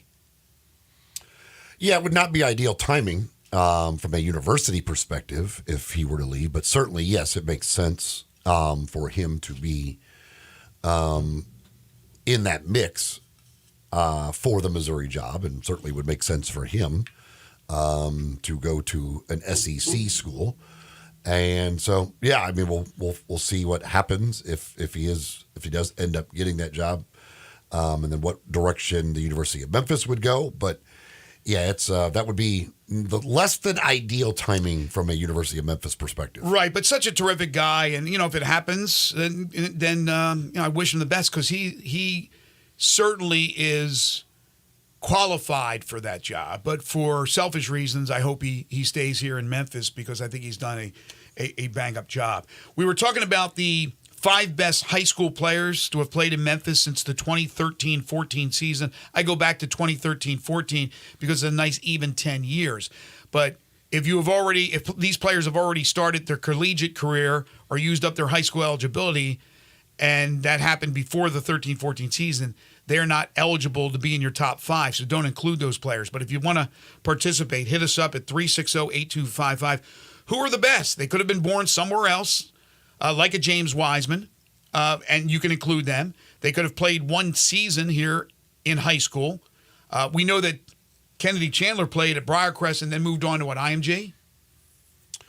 Kennedy went to Sunrise Christian. Sunrise Christian? I think Sunrise Christian. Yeah, so as long as they played a season, who would be your top 5? That is really, really tough. I'd love to hear, especially coaches out there that may be listening to the program, players that are listening to the program. Hit us up at 901-360-8255. Jalen Crutcher, who was a really good player here in Memphis and a good college player, is getting a 10-day contract with the New Orleans Pelicans. So congratulations to Jalen Crutcher. Maybe he's somebody that you include on your list. Yeah, Crutcher's been a really good G League player since his college days ended. So good to see him get that opportunity. There are 10-day contracts being handed out right now around the NBA like Halloween candy. There are a lot of teams needing players, and they are it's just 10-day contract, like Oprah's handing them out. You get one and you get one. So that's good. That's awesome for those guys. Opportunities for folks to go make some pretty good money over those 10-day contracts, and good to see Jalen Crutcher get that opportunity. Well, what's the situation now with the Grizzlies and a couple of these guys who have the 10 days or the 2 ways? With the point guard? Well, Jacob Gilliard's. That's him. He's going to run. I don't know what. He's got 2 more games, right, to play with the Grizzlies? He's got to be. It's very few. Certainly, I don't know exactly if it's 1, 2, 3, whatever, but certainly they have to make a decision on him here very soon of what they're going to do. Once those games are up, they could just release him, sign somebody else to a 2-way deal. Could they sign him for the rest of the season? They could sign him for the rest of the season, and then they would still be able to sign somebody to a 2-way deal. With Scottie Pippen Jr. out, they don't. You're limited on point guard options right now. So as Gilliard's games expire, they have to have something. You've got Goodwin right now who can play some point guard, but you're running. You don't have a whole lot of options at the point guard position here after Gilliard's games are done with Pippen Jr. being out. So I don't know how if they will just let Gilliard go and then try and sign a point guard with that 2-way deal, with the fact that you're still going to have, and with these announcements of having Smart and Bain still out for extended periods of time, along with Ja. You could still get some hardship spots available. So there's various things they can do. But yeah, that the point guard position, that it certainly is going to have to be addressed here for the rest of the way once Gilliard's games are used up. Well, Goodwin's 10-day is coming to a close, but he can still get another 10-day, correct? He's only had the one 10-day. So they can at least stretch that out with Goodwin as far as the point guard is concerned. By the way, any news on Jake LaRavia? Is he back? Is he healthy enough to play now? Because he wasn't on that injury report. Well, it wasn't really an injury report, but an update on the Stars. Yeah, they said that LaRavia should be back for tomorrow for tonight's game. Yeah, was he on the injury list for tonight's game? I don't know. I didn't see the injury list, but I think somebody talked to Taylor about LaRavia. Yeah, I mean, you would yesterday or something. Want to see this guy given, if he's healthy, the opportunity now to play. And he's listed as questionable for tonight. Okay. So again, he's struggled when he's played, and he's been injured a lot. But if he's healthy for this stretch with this team and with nothing to play for, he has to get a lot of minutes to just see what they have with this guy. Because he's obviously under contract, but it doesn't mean that they can't trade him away. So I'd like to see what he has to offer. We've had DeMichael Cole on. We've had Drew Hill. We've had others talk about Lamar Stevens. Again, Lamar Stevens would have to be signed for next year. But there's not a lot of spots that are open right now. We've discussed that ad nauseum. And then you have the situation with Yuta, where Yuta has a player option for next year. I don't know how many opportunities he's going to have out there. I don't think he's a really good player, to be honest with you. But the ball is in his corner in this one. So there's going to be a limited amount of spots unless they start the wheel and deal over the summer, which I think they will do. I would not be surprised whatsoever after the draft lottery has taken place and they're getting closer to the actual draft and maybe even on draft night, that moves are made by the Grizzlies and then throughout the summer. They don't want to eat much money, but if they have to eat a little bit, I guess they can do that to make a roster spot open for another player. But you're going to have that draft lottery pick. Now, whether you trade it or not, that's a whole other story. But you're going to have a spot for that player. And then conceivably, even if you take a center, you might be going out to get a veteran center. There still could be a trade, a bigger trade that happens. So a lot of things. It'll be an interesting offseason for the Grizzlies, to say the least. Unfortunately, it comes sooner than most people thought it would this year. That is for sure. LaRavia, I would think that as long as he is healthy over the final stretch of the season, that they would want to get him a lot of minutes. That he just hasn't been able to play consistently really since he's been in the league, because he's been hurt most of the time.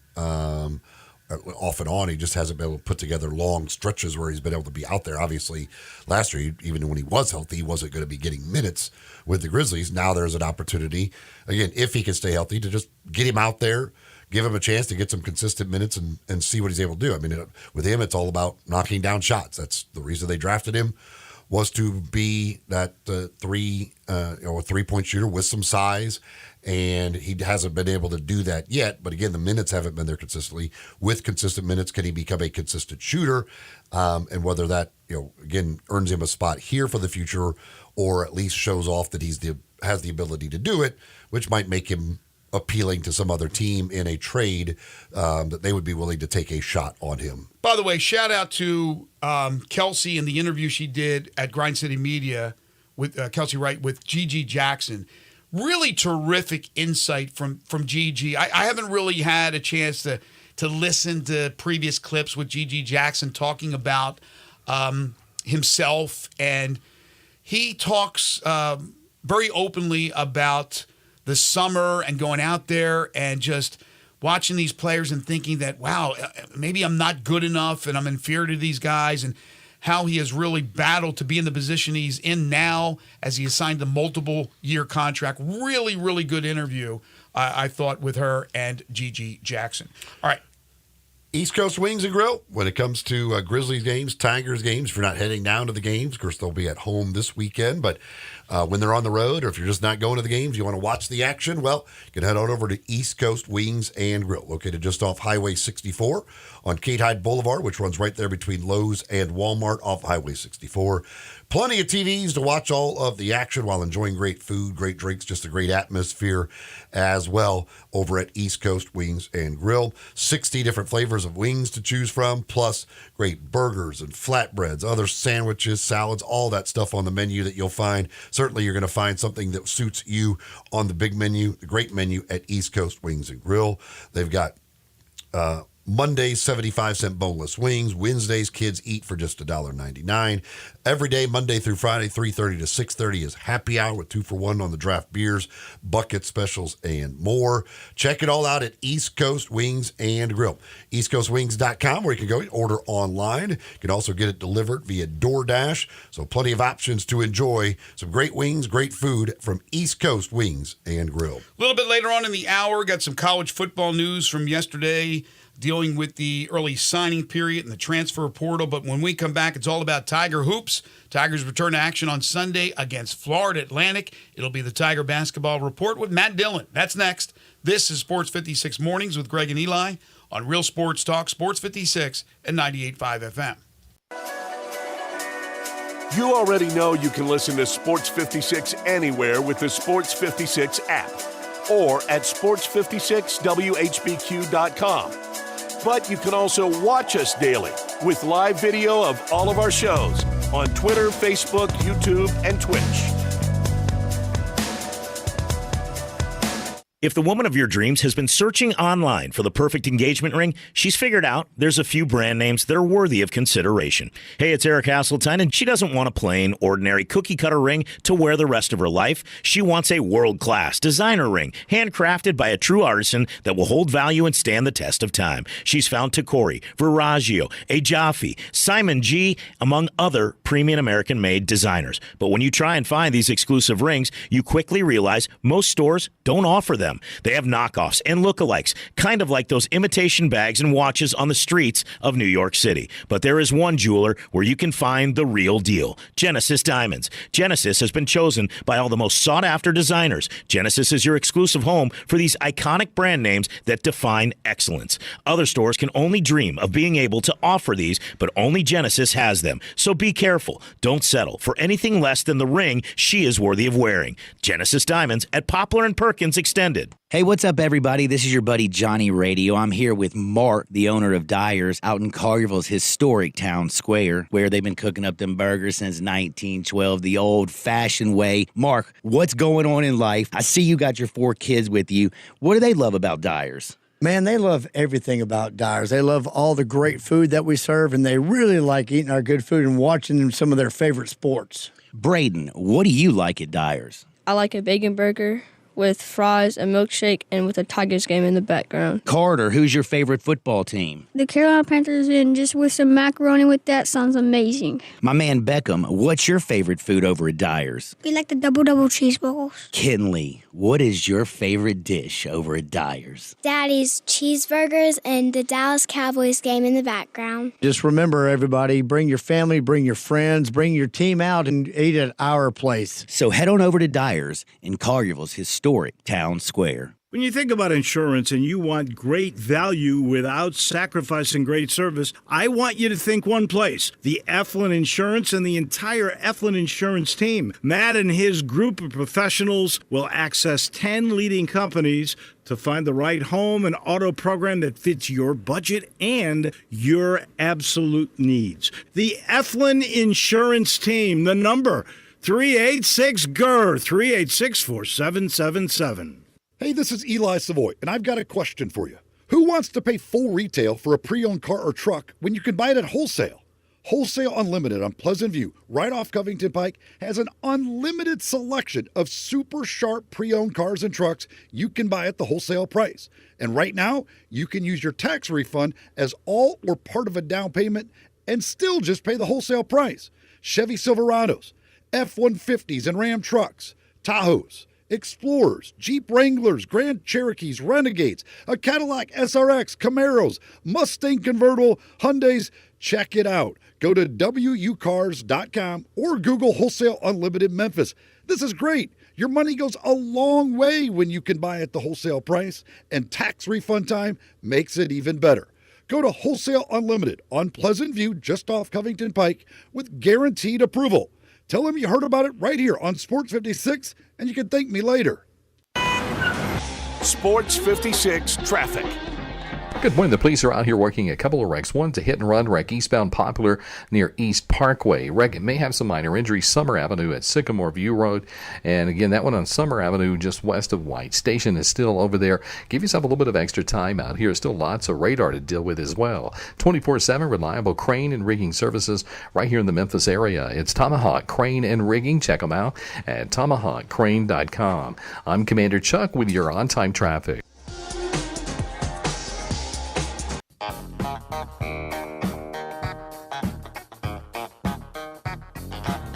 Now back to Sports 56 Mornings on Sports 56 and 98.5 FM. This hour is brought to you by James Gaddis Jewelers. Don't you just love it? Here once again, Greg Gaston and Eli Savoy. Damn, those accidents could have been prevented if Varlas only used his horn, for goodness sakes. My gosh. Come on, JV. Matt Dillon joins us in just a second for the Tiger Basketball Report. Did want to give an update on the Charlie Woods situation. We talked about that yesterday. The 15-year-old son of Tiger Woods was trying to qualify for a professional PGA Tour event, but he did not advance to the final qualifier for the PGA Cognizant Classic. He finished 16 over par yesterday in his pre-qualifying event. Just missed it. Just missed it by that much. Time now for the Tiger Basketball Report.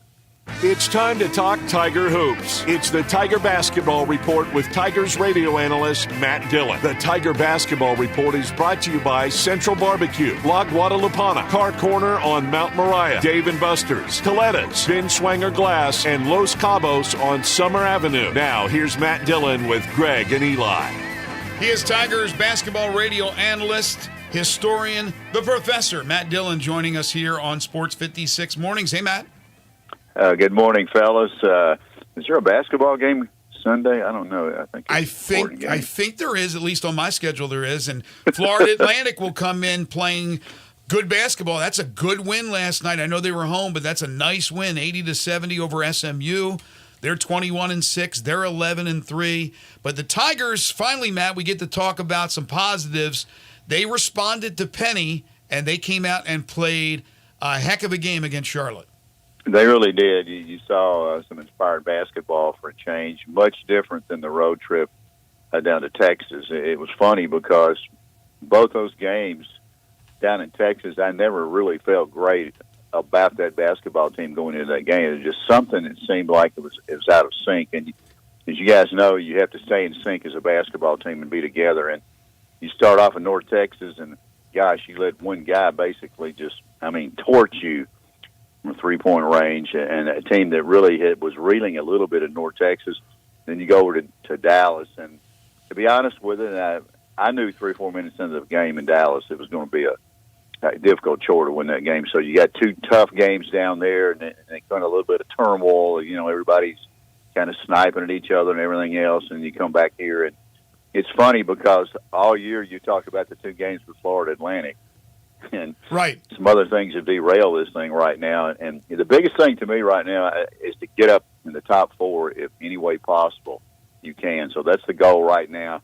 USF is just continuing to win, which is a real surprise in this league. And you think it's going to be very difficult for them to lose many more games. And if I told you guys that USF was probably going to be the not national champions. That's almost like a national championship winning this league for them.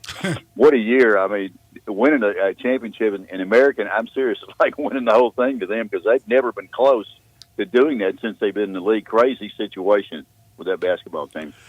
You mentioned getting into the top 4. It would seem as though this game Sunday is a must-win to get into the top 4. Yeah, it really is, Eli. You're exactly right. And here's the problem. You get into, you got to have some help from other people as well. SMU's up there. That was a you didn't know who you wanted to win last night. Was it Florida Atlantic or SMU? Really, it helped them, Florida Atlantic, winning that thing because you got 2 cracks at them. SMU with a tiebreaker over you, and here's UAB now. That's another thing coming up. And that game's going to be important as well. We talk about Florida Atlantic, but UAB's right up there too, playing to be in the top 4. So yeah, a lot of things are, really. Going into play here. North Texas, an outside shot to get up in there as well. So going to be a hectic last couple of weeks in this regular season. Right. So looking at the standings right now, and North Texas and East Carolina still to play Memphis. North Texas has the win over Memphis. They're a half a game behind Memphis. But for a second, not looking at the teams behind Memphis, looking ahead, to me, and I know this is going to be an uphill battle to get to the top 4, but I think the best way it will happen is that UAB has to lose. Memphis has to beat UAB. They have to lose another game as well. And I'm not sure what happens then with the tiebreak. I think it goes to the top seed in the conference, how you how you did against that team, and Memphis lost to South Florida. I'm not sure about UAB. And then the other team, because you got to beat out two teams. Florida Atlantic would be the other one. You'd have to beat them twice, and they'd have to find another loss in there. And if they did, you would win the tiebreak with them. Yeah, it's going to be a real difficult situation, no question about it. But again, it's going to take a lot of things to go right to get there. And boy, just think about this team this year. I mean, everybody's talking about, boy, it's going to be Florida Atlantic and Memphis against each other. But you know, this team is a resilient basketball team, and honestly, they could come out and win the rest of the games in a row. You just don't know what this team's going to do. The big question is, can they stay together and play good basketball? But anybody win this regular season situation, you know, to get those buys, anybody's in that mix. So he's got 3 or 4 different teams could be in the top 4, and then you got the tournament, which I think is pretty wide open. I mean, there's 5 or 6 teams could really get hot and win this tournament. So that's an interesting thing as well. Matt, do you think that the conference is better than what we thought, or is Memphis and Florida Atlantic just a notch down? Of course, Memphis a few notches, but Florida Atlantic a notch down from maybe last year. Overall, I think it might be a little bit better. I think there's some teams that are surprising us that we didn't think were going to be that good. UAB is a team most people didn't think was going to be good. Charlotte, the big thing, I don't know if they're going to be able to stay up there or not. I really was not impressed with them the other night. I don't know if they ever wasn't there or that, but I think it's a little bit better, a little more balanced. You got a North Texas team that's dangerous. Now, here's East Carolina. Now, a lot of people aren't looking at them. Tigers have to go there. There's one time to play them. And they've been coming on a little bit. They're playing pretty good basketball. Won 3 straight, 11-7 at home. And that's not an easy place to play. Again, now you're going over there. What's going to be your attitude going into Greenville? You know, small gym.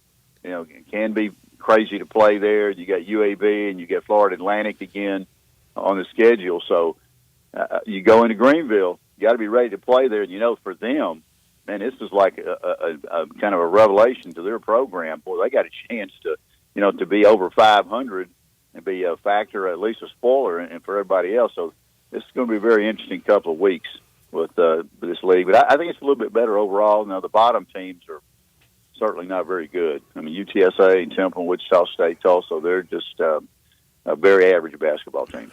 Who is, Matt, is there a team that you think that the Tiger, that like you would really want to avoid in the conference tournament? Yeah, to me, SMU.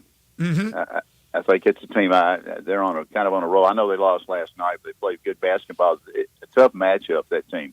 They got multiple shooters. They play good defense, and they really bothered the Tigers defensively down in Dallas. If they give that kind of effort, I think their team is very, very dangerous. They put the ball on the floor. They rebound tremendously well. And the big thing to me, Eli, is they offensive rebound, and that's been a problem for this Tiger team. Most of the year giving up second chance points. And the other day, it was 23-10 in Dallas. So that's the kind of team that really buries you on the glass, and it's a team that's very hard to defend. And as I told you guys many times, rebounding is effort and desire. And that SMU team is a team that is hungry. He's doing a great job, Lanier. He's got him in the right direction, and the team is very difficult to beat when they get cranking it up offensively. I made my Thursday appearance, my weekly appearance with Brett and Bryant on Sports Time. I made the bold prediction, and maybe I'm just crazy, that South Florida, they're not winning the conference tournament. And I know they've won 12 in a row overall, and they're 13-1 in the conference. I eliminated them. For whatever reason, I think they're going to falter in the tournament. So I think it comes down to 3, in my opinion. I think Florida Atlantic, SMU, and look, this is going to be a tough task for Memphis, but we know that they're certainly capable of putting together games like they did the other night. So I still think that Memphis is a chance. I think it's going to come out of those 3 teams. What do you think? I do too. I think the Tigers are a team that, you know, they can turn that switch on. And they can run the table going into the tournament. I mean, they're that good talent-wise. You just don't know how this team is going to react. And I do think that SMU is a dangerous team. They seem together to me from being around that team in Dallas. And they got a little bit to play for going out of the league next year, going to the Atlantic Coast Conference. I think they're a club that really has a lot of momentum right now. But that said, can they change and lose a couple in a row? Yeah, they can. And that's the thing is about this league. It's so wide open. You just don't know how teams are going to react on any given night. Florida Atlantic, to me, is a team that actually, talent-wise and playing right now, should be in a pretty good position. Now, you look at their guys back from last year. I mean, they got 5 starters back in that team. They got a couple of reserves that played last year. They had 2 guys that tested the draft and came back last season. I just think that Florida Atlantic right now, especially having those 2 games against the Tigers, could really kind of come in there and put their stamp on this regular season. We'll see if they're able to do it. A lot of talent there. You got Davis. What a player he is for them as well. And I think they've been a little bit disappointing in some ways, guys. When you think about them, they've struggled. Brian beat them down there in Boca Raton. A lot of things that have gone kind of up and down for them, but that right now they're starting to get it together, and you think they're maybe going to make a stretch run themselves. And, boy, what a Goliath battle that would be between the Tigers and Florida Atlantic in that tournament. That's going to be very interesting to see how that shakes out. Tiger Basketball Report is brought to you by Los Cabos at Summer Avenue, Ben Swanger Glass, Dave & Buster's, Central Barbecue, Car Corner on Mount Moriah, Coletta's, and La Guadalupana. You mentioned the Florida Atlantic team, and you talked about some of the things you talked about with SMU are things that Florida Atlantic does well. Florida Atlantic is a very good offensive rebounding team, which, again, the Tigers have had issues with. They are a very good three-point shooting team, which the Tigers have had issues with. So as you look at this matchup with Florida Atlantic, how do you kind of size up this thing? I think the big thing about them for Florida Atlantic now, I think the Tigers are going to have to make them turn the ball over. Eli, to be honest with you. They're a team that handles the ball pretty well most of the year. They're second in the league in assists, so you're going to have to make them get out of their offense because they can score. As you said, they're in the top 20 in the NCAA in scoring. So this is going to be a lockdown defensive situation for the Tigers. They got to play sound defense against this team. They shoot over 48% from the field on the year. They're going to have to dig down, I think, and play defense. So that's going to be the big thing for them. I think at times they haven't been able to do that. Mm-hmm. They're in the middle of the pack on the defensive side of it for them. But they're a good offensive rebounding team. Again, the same things we're talking about. They shoot the three pretty consistently. They're third in the league in percentage and three-point percentage. So offensively, their team is really in sync right now. But the Tigers have to disrupt, I think, their offense because they can put some points on the board on you in a very, very short time. Make them turn it over. They have not been able to, to make them turn it over a lot at teams this year. We'll see if the Tigers can do that. I think that's the big question for them on this season. They only have 11 turnovers a game, so I think the big key is to make them turn the ball over and be uncomfortable here, especially coming in to this crowd at FedEx Forum. And this is a big game. This was an important must game for the Tigers to get because if you lose that one, boy, you're going to have a real chore of the rest of the year. And I think emotionally, that's another thing too. Beating them here would be a tremendous lift for this team emotionally. We've seen this team go up and down in that aspect all season long. Matt, great stuff as always. Thank you so much. Thanks, guys. Should be an interesting Sunday down at FedEx Forum. Appreciate it. We'll talk to you next week. That's Matt Dillon, the professor, part of the Tigers Radio Network basketball broadcast. And Matt's been with us for years giving us his insight. Look, I don't think there's any question. It's a must-win. It's a must-win on so many levels. It doesn't guarantee you anything. But I think if they lose the game on Sunday, and they may very well, I think it's very tough to get up for UAB, to get up for East Carolina on the road would be tough. And then you'd have to play Florida Atlantic, or you still have to play them either way down in Boca Raton. I think it's tremendously important. It could change everything. The other night was great against Charlotte. Charlotte did not look as good as the record would indicate in the conference. Memphis played very, very well. But Sunday, Eli, to play well defensively, which they have not done for the most part this year, if they can figure out a way to play really good defense against Florida Atlantic's great offense, you never know what could happen. Well, again, if they lose the game Sunday, they are pretty much guaranteed of not being in top four. So you're basically guaranteed of playing that second night of the conference tournament and giving yourself the 4 in 4 nights path, which is a very difficult ask in that conference tournament. No question. Folks, if you're ready for a new Silverado, All-Star Chevy in Olive Branch has financing down to 2.9 for 72 months or up to $5,000 cash. Plus, you make no payments for 90 days. That's 3 months. It's still love month. It's February, and we're loving all these beautiful Silverados, the Equinox, the Trailblazers, the Tahoes. You're going to love seeing this All-Star lot and showroom loaded up again with vehicles. You want pre-owned? Everything you want is here in Olive Branch. Ram trucks, Jeeps, Nissan Rogues, the Traverse with the third row seating so you can do more together as a family. Where are you going for Easter or spring break? What are you driving? How about a beautiful Traverse? Military, teachers, college students, healthcare workers, you get an extra $500 bonus. At All-Star Chevy, they have everything you're looking for. If it's not there by chance, just ask Kevin or Jeff. They'll find it for you. Remember, it's not a South Haven, it's not Mount Moriah, it's not Bartlett or Collierville. It has to be Olive Branch, Mississippi. Come on out to All-Star Chevy in Olive Branch today or go to allstarautogroup.com. You're tuned in to Sports 56 Mornings with Greg and Eli on Real Sports Talk, Sports 56 and 98.5 FM. Join the voice of the Tigers, Dave Woloshin, for Wolo and Friends. Weekday mornings from 10 to 11 here on Sports 56 and 98.5 FM.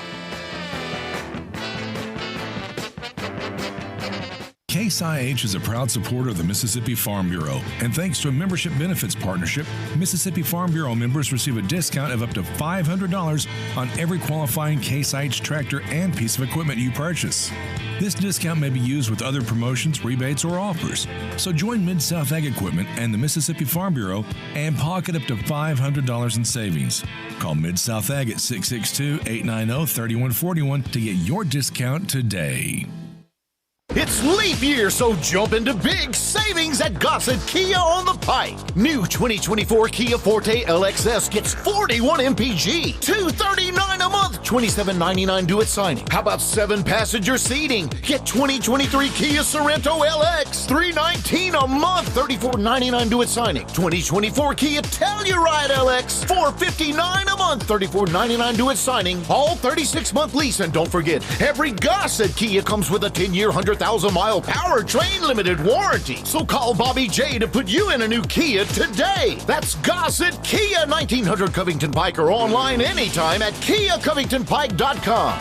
If you want it, we got it at Gossett Motor Cars. All 650 acquisition fee, Forte RE722-812, MSRP 21,590, Sorento PG 242710, MSRP 33,010, Telluride RG 462-822, MSRP 38,705. Includes all rebates and incentives. Must finance through Hyundai. Excludes tax, title, and license. See dealer for complete details. Offer valid through 2/29/24 with approved credit. Dealer stock only. At Edwin Watts Golf Shops by Worldwide Golf, there's something that binds us all. The collective goal to transcend the ordinary. Introducing the new Callaway AI Smoke Driver. The new AI Design Club has multiple sweet spots across the face, making it an average of 7 yards longer than the prior model. Visit us in store for a free custom fitting at your local Edwin Watts Golf Shops or shop us online at worldwidegolf.com. Get there. Napa Cafe celebrates 26 years in 2024. Hi, I'm Glenda Hastings, owner of Napa Cafe, and I want to thank you for making us part of your dining experiences. If you are a first-time guest or have dined with us countless times, I want to thank you for making us part of your lives. Whether you're celebrating with the crowd or planning a cozy date night on the town, Napa Cafe can provide you an extraordinary evening. We have 5 dining rooms, including our private wine cellar, our Jan's room for 2 guests, and the Eleanor room for parties up to 60. Sit back, relax, and celebrate. Leave the cooking to us. Come see me at Napa Cafe, 5101 Sanderlin Avenue. We're open Wednesday through Saturday for dinner starting at 5 o'clock. We also offer curbside pickup from our full menu. For details on our stay-in, dine-out menu or reservations, visit our website at napacafe.com.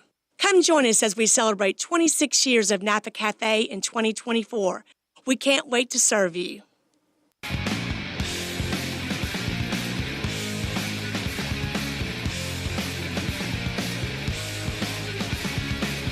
Now back to Sports 56 Mornings on Sports 56 and 98.5 FM.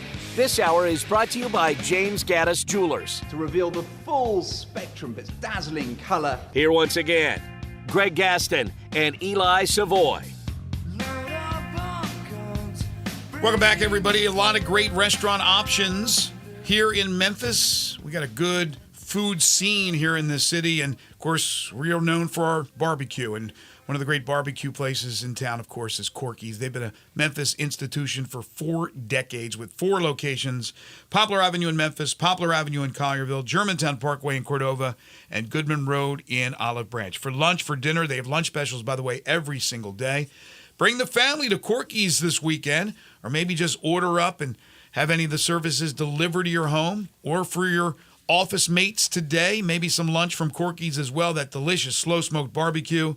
The Q, right? The pulled pork, the ribs, the barbecue nachos. The wings are outstanding as well. I love the cheese and sausage plates. Plus, they have tamales and burgers, amazing desserts, great rolls that you get with your entrees. Party packs start at just $7.49. And make sure to ask about their catering services. They'll cater any event, no matter how big, no matter how small. They've been doing that for 4 decades. As long as they've been in existence, they have been catering that great barbecue. It's Corky's Ribs and Barbecue. Reserve their private party room as well if you need to, in Cordova or in Olive Branch. Just contact them, tell them what date you're looking for, what time you're looking for, and they will set you up. Corky's Ribs and Barbecue, open for lunch and dinner 7 days a week. Okay, so yesterday, a lot of college football news. The early signing period, according to reports, is expected to move to earlier in December, ahead of the opening of the transfer portal, the Wednesday possibly leading up to the conference championship games. So we all know that there is a problem with the calendar. There's no question about it. What do you think about that move that's in the works? I don't think moving it earlier is the better option. I'm sure certainly coaches who are getting ready for a conference championship game don't want signing day to be that Wednesday. I guess they've got a little bit on their plate at that point.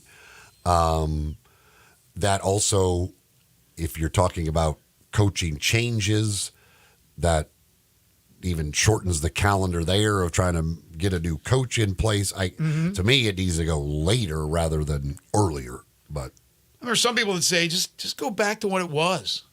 Right? But February's late when it comes to the portal. But as far as signing junior college, signing high school, I mean, February used to be the big time period. Now it's not. Now you got that early signing period where most of the recruits are signed. They're also talking about adding a summer signing period. But I know, according to what I've read, that the SEC is certainly against that. Sankey is against that. And when Sankey speaks, usually people listen. So I doubt we're going to have that. But what do you think about a summer signing period? I mean, isn't it ridiculous for the kids? I'm fine with that. If somebody wants to make their decision and sign, personally, I would just let people sign whenever they want to sign. If you want to sign. I don't care when it is. I don't know why we have to have these little periods where they can actually sign. If you commit and feel good about it, sign. If you don't want to sign, don't sign until later. I'd have to think about that. As far as it being just that, I mean, we talk about the Wild Wild West with the portal, with NIL, with everything that's going on. Do we want to have that? Do we want to have 12 months a year, 365, just sign whenever? If you made your decision and you feel comfortable with it, sign. If you don't want to sign, don't sign. Yeah. Why have to wait for a certain Wednesday of December or February to sign it? I don't know, but they've had their reasons over the years to have it basically during the periods that they have decided are best suited for these kids and for the schools. But as far as what they have right now, it doesn't work. It really doesn't work. All right, so yesterday, do you know what? It was the 44th anniversary of a big sporting event. I'm sure you know what it was. 44th, so what, we're going back to 1980? 1980. A sport Winter Olympics, hockey. And? Miracle on Ice. Good job, Eli. Way to come. The way I love how you were like the deduction on that, to figure that thing out, to just think about it cerebral and come up with that. You did a great job with that. Unless you already knew and just kind of playing with me here.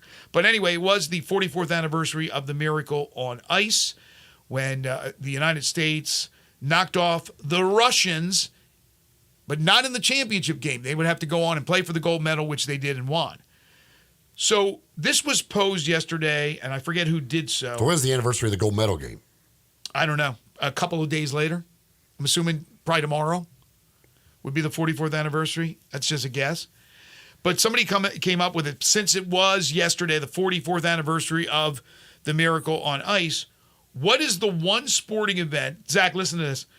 What is the one sporting event in history that you wish you could time travel back to attend?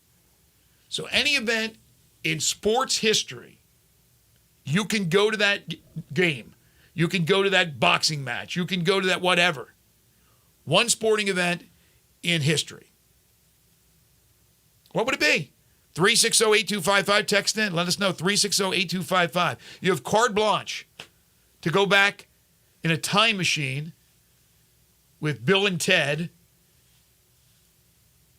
and go to any sporting event ever. Man, that is hard. I'm thinking, for me, possibly Ali Frazier. Which one? Maybe Ali Frazier. Was it 2? Was that the one where Frazier won, the upset? I don't know. Maybe one of the great boxing matches of all time. What do you think? Is there something that comes to mind that you would want to see? Would you want to see Wilt's 100-point game in Hershey, Pennsylvania? Rockies win over Drago. You can do that today. Can't you do that on Netflix? Or you just want to just be in the at the boxing match, just soaking all in. Oh, yeah.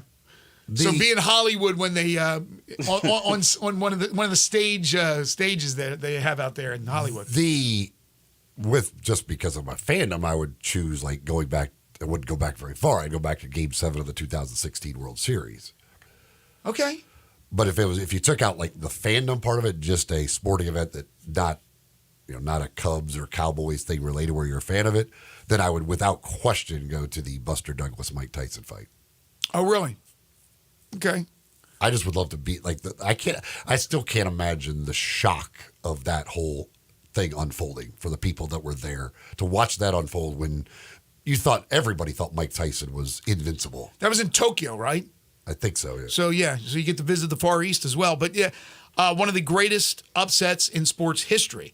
Now, I was privy to watch, it wasn't an upset by any stretch, it was the complete opposite.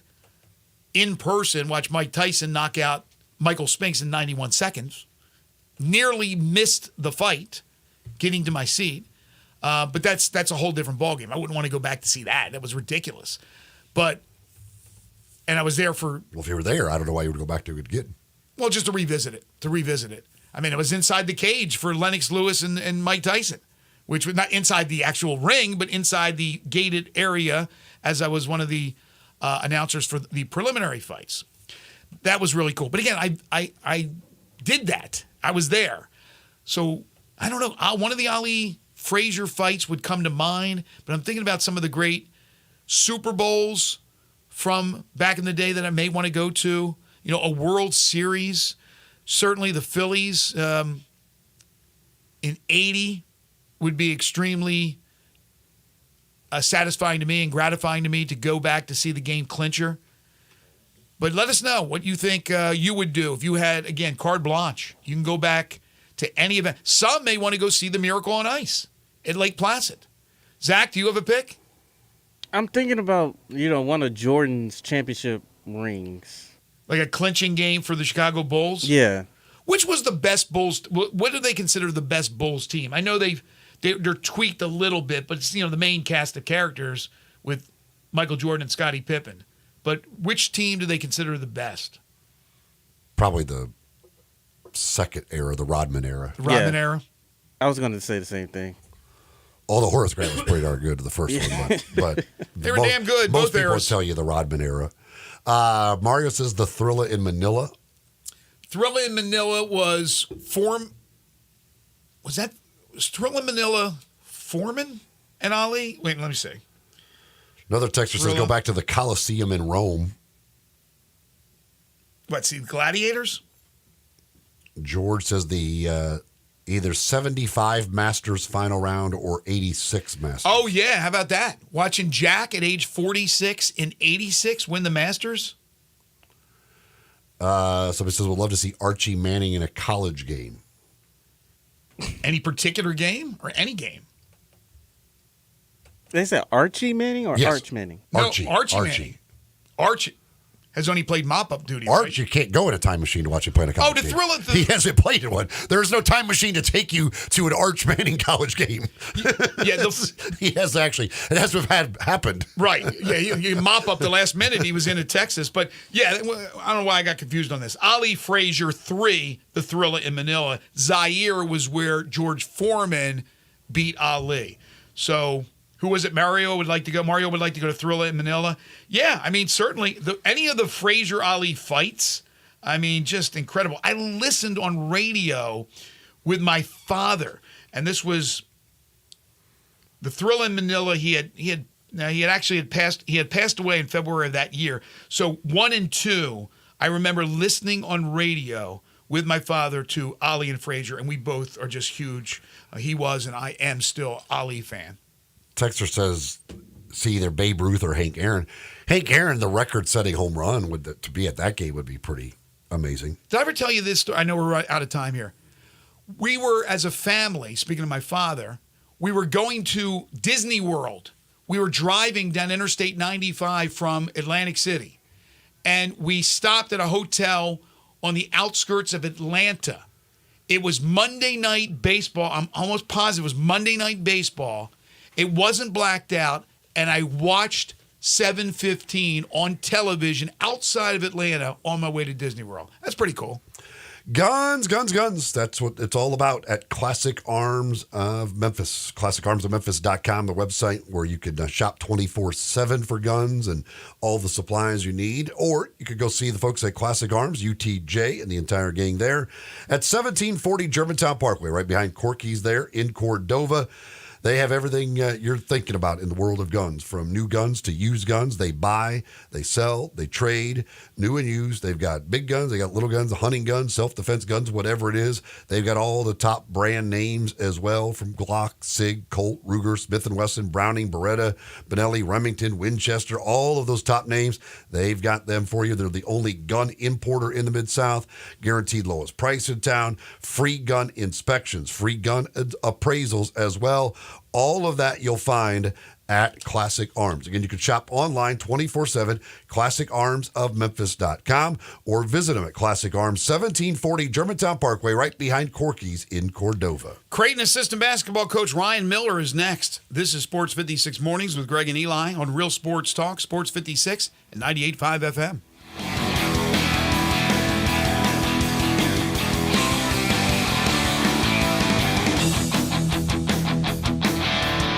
Whether this is your first February with your significant other or your 5th or your 30th, when they say, I don't want anything special for Valentine's Day, what they mean is, take me to a fancy dinner at 117 Prime, Memphis's premier dining destination. Another thing you may not know is Valentine's Day dinners at Prime don't have to be on Valentine's Day. It could be any time in February, the month of love. 117 Prime is the most romantic thing you could do for somebody other than taking them to Paris. Let the romance experts at 117 Prime make this the Valentiniest Valentine's ever. Hi, this is Troy Fiveash, owner of Fiveash Roof Services. If you need a new roof for your home or business, we hope to hear from you and will work hard to earn your business. We are experts and certified in residential and commercial roofing, siding, and gutter installation. I have been serving the Memphis area for over 20 years, and now with 2 of my sons working with me, we plan to be here for years to come. So if you need a roof, please give us a call. On a personal note, what a great time it is to be a Memphis sports fan. With the Grizzlies and the Redbirds and 901 FC, not to mention Tigers football and basketball, it's going to be a fun year. Thanks to Coach Silverfield and Coach Hardaway and their staffs for their dedication to the student and athletes, the University of Memphis, the City of Memphis, and us fans. Five Ash Roof Services, a proud partner of the Memphis Tigers and the official roofer of the Tigers home team. Five Ash Roofing, fair, honest, and ethical. 367-0050 or memphisroofer.com. 367-0050 or memphisroofer.com. Five Ash Roofing, it's what we do. We're here for you. All 650 acquisition fee. Forte RE 722-812, MSRP 21590. Sorrento PG 242710, MSRP 33010. Telluride RG 462-822, MSRP 38705. Includes all rebates and incentives. Must finance through Hyundai. Excludes tax title and license. See dealer for complete details. Offer valid through 2/29/24 with approved credit. Dealer stock only. Hey, Jeff Allen, you ready to get this party started at Gossett Kia South Mount Moriah? You bet I am, Randy. Gossett's got your new Kia that gets 41 MPG highway. 2024 Kia Forte LXS, $239 a month. $27.99 due at signing. Need extra room? How about a 2023 Kia Sorrento LX at $319 a month. $34.99 due at signing. And a 2024 Kia Telluride S all-wheel drive, $459 a month. $34.99 due at signing. All 36-month lease. Plus, get peace of mind because with every Gossett Kia, you get a 10-year, 100,000-mile powertrain limited warranty. So whether you live in Horn Lake, South Haven, Olive Branch, or Memphis, you'll be happy at Gossett Kia on Mount Moriah. 2680 Mount Moriah or online, KiaMountMoriah.com. Urgent Camp Lejeune settlement message. On September 6th, the government announced it will soon begin providing fast, guaranteed settlements to Camp Lejeune Marines, families, and civilians. Awards will range between $100,000 and $550,000, with an option for higher amounts. If you or a loved one spent time at Camp Lejeune and suffered cancers of the bladder, liver, or kidneys, leukemia, non-Hodgkin's lymphoma, Parkinson's, or kidney issues, you may qualify for compensation and could be paid within 60 days after accepting your settlement, with your VA benefits fully protected. You may be entitled to a significant financial award for your Camp Lejeune claim, but you must act now. Call the James Harris Law Camp Lejeune helpline now to get the compensation you deserve. We're already fighting for thousands harmed by the water at Camp Lejeune. Call now or you may forever lose your right to be awarded a settlement between $100,000 and $550,000. For your free evaluation, call 800-270-3388. That's 800-270-3388. 800-270-3388. It's a new year, and Family Leisure has a new way to bring family and fun together. All you have to do is walk into Family Leisure and look around. All those floor model patio sets you see, those have got to go, so Family Leisure can make room for all the new sets coming. Get a wicker sofa set for under $2,000. Pool tables under $1,500. Theater seating for under $2,000. Hot tubs for $4,000 or just for yourself. If you really want to lounge, they're under $5,000. Need patio cushions? Get them as low as $25. Oh, have you seen those infrared steam saunas? Well, now they and the traditional saunas are 25% off. It may just be the first few weeks of 2024, but that doesn't mean you can't start getting ready for summer. Two final things. Purchase your above-ground pool now and get first in line for installation and take advantage of special financing that's available. Family Leisure, Whitten Road and I-40, bringing the family and the fun back together. Listen each and every Sunday morning at 10 a.m. and join Ottawild Presbyterian Church for worship. Ottawild is a PCUSA church located in Midtown Memphis. Sports 56 traffic brought to you by Curfew. Enjoy the ultimate dining experience at Curfew with specials every night. Mississippi Monday, Tuesday Ladies Night, Wing Wednesday, and Thursday Hotel Guest Appreciation Day. Curfew American Tavern Craft Cocktails, your new destination. 164 Union Avenue, main floor of the Canopy Hotel. Sports 56 traffic. Good morning. Don't forget now tonight they're going to work on Germantown Parkway right there at Wolf River Boulevard. That could cause some major problems tonight when they close that section of Germantown Parkway. Clearing up an earlier wreck, Poplar just before East Parkway. Also Summer Avenue there at Sycamore View Road. We still see some delays in that area because of that earlier fender bender. Hey, Weimer's Jewelry, 7525 Highway 64 is your full-service family-owned jewelry store right here in Memphis. I'm Commander Chuck with your on-time traffic. We are Sports 56, WHBQ Memphis, and W253DF Memphis. Flynn Broadcasting Stations. Oh, yeah. Now back to Sports 56 Mornings. Good morning. On Sports 56 and 98.5 FM. Here once again, Greg Gaston and Eli Savoy. Welcome back, everyone. 9:06 the time. Final hour for us this week here on Sports 56 Mornings. Greg Gaston, Eli Savoy. Zach Boyd with you from the Family Leisure Studios. Currently 54 degrees. It's going to get up to 66. Sunshine. Beautiful, beautiful day. Then tonight, clear skies, 46. Tomorrow, a high of 58 with sunshine. And then partly sunny on Sunday for 71 degrees. It gets even warmer early next week. The weather looks to be absolutely fabulous, so take advantage of that. Ryan Miller from Creighton will join us in just a second, our good buddy, and then a little bit later on in the hour will be 10 in a row, the game show that has swept the nation, give you a chance to win a great prize package. Real quick, I want to tell you about one of our great sponsors. That's the folks over at Dinstall's. They've been making chocolates and candies for 122 years. Strawberry season is here. Fresh strawberries dipped in that special sugar fondant, then enrobed in that rich milk chocolate. Nobody dips them like Dinstall's. Take advantage of strawberry season. Get those chocolate-covered strawberries today. They're also dipping the grapes and the pineapple. So maybe you've had the strawberries, but not the grapes and the pineapples dipped in that Dinstall's chocolate. You need to take advantage of all these great. Look, you get fruits, you get chocolate. They mix them together. Chef's kiss. It is absolutely out of this world. You can get those at 5 different Dinstall's locations in the greater Memphis area: Laurelwood, Germantown, Collierville, Pleasant View, or downtown Memphis. Plus the cashew crunch, the chocolate-covered pretzels, the turtlettes, and all the great delectables from Dinstall's. Dinstall's has been saying I love you for over 122 years. It is great to catch up with our good friend Ryan Miller, assistant coach with the Creighton Blue Jays. You can follow Coach on Twitter at Coach Ryan Miller.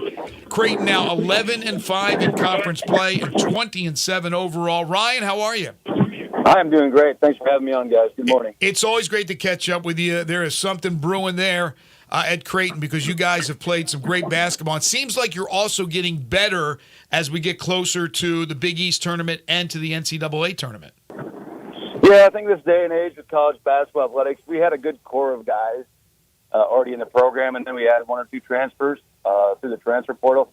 So just taking that time to get on-court chemistry working took a little bit of time, as I think it does in most of these college programs these days. But once we got it going, and now we're in position to be in position, I guess, what they say. Yeah, for you guys coming into the and really going to last offseason, the fact that you were able to get Shireman, Kalkbrenner, Alexander, like all of these guys back, that is very rare to have that type of nucleus anymore returning. Were you even surprised that all of those guys came back? Yeah, I mean, we have Coach McDermott's built an amazing program here, so we have a great family oriented locker room team. They had opportunities to go to the NBA draft. They're probably both were in the second round, projected second round picks. So they selected to come back to give it another whirl here. We went to the Elite Eight last year, and I think they liked their development that was going on here, the success of the team, the way the city of Omaha gets behind our guys. I think all those things were contributing factors for those guys coming back that led to our.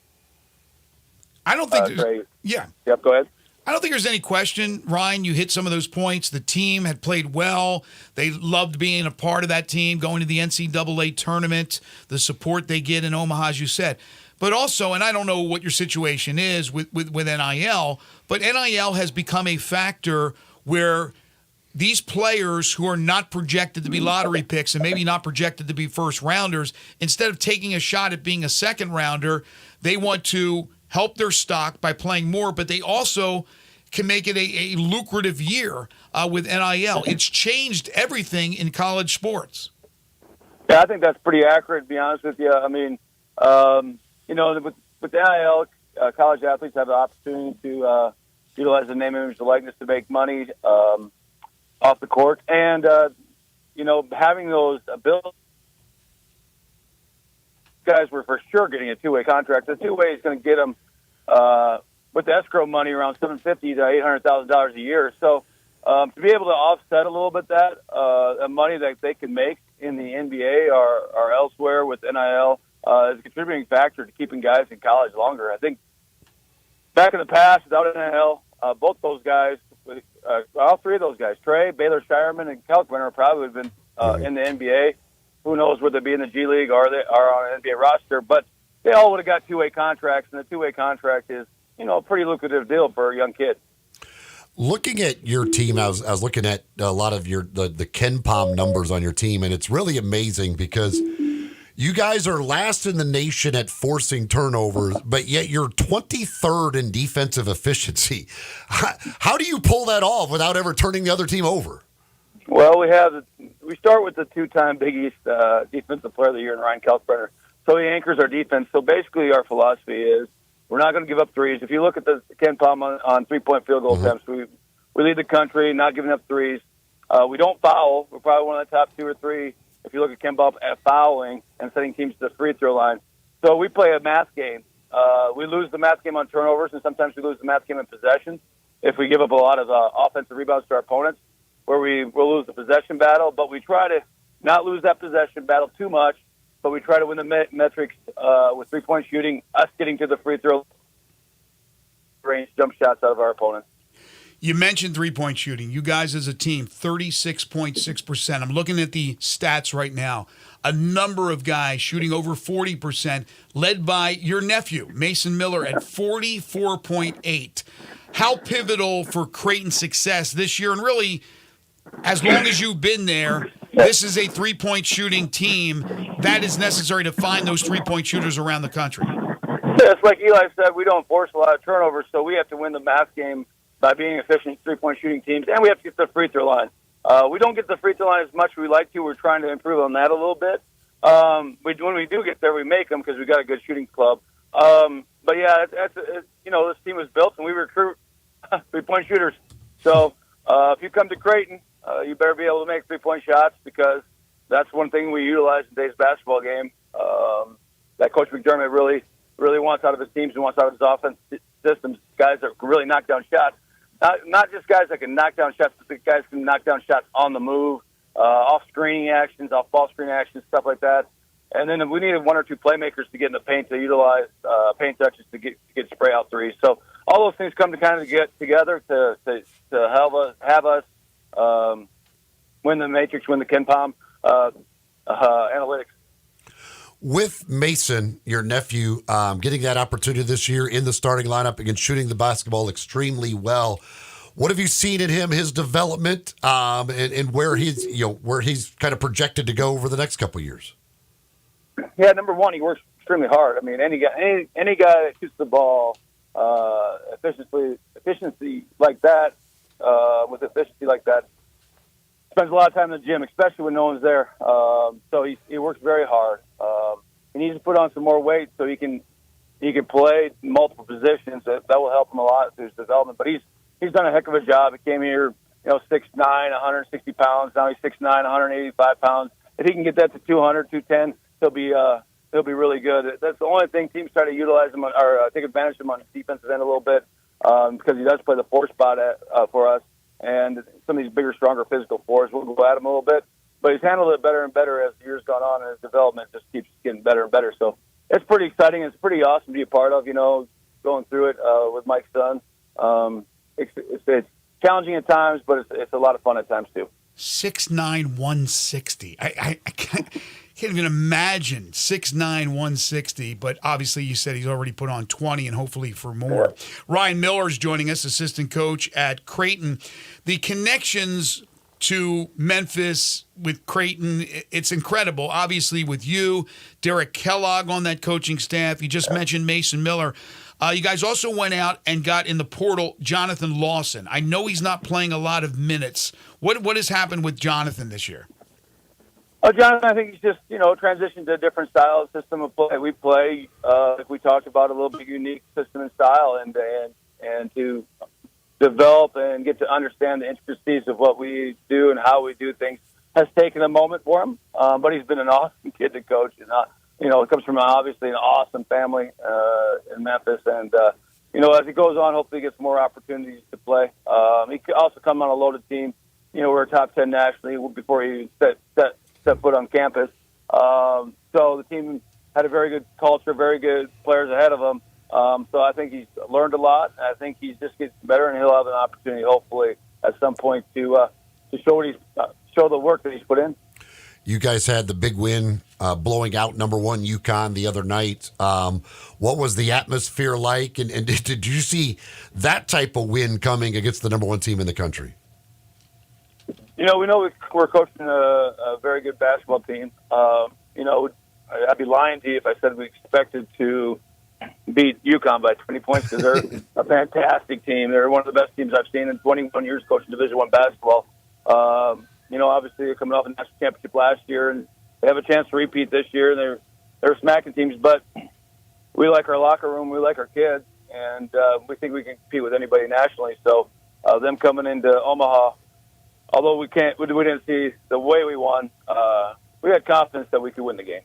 I think it's one of the most impressive wins in college basketball this season, not because you guys weren't capable, but we know Connecticut is that big physical team, as you talked about with your team, getting to the free throw line, shooting the threes, a different style, and your style happened to win in this particular game. You got St. John's on Sunday. You'll be in New York City. The city's so nice they named it twice, but you guys are sitting in third right now in the Big East. How many schools would you guess from the Big East are getting into the NCAA tournament?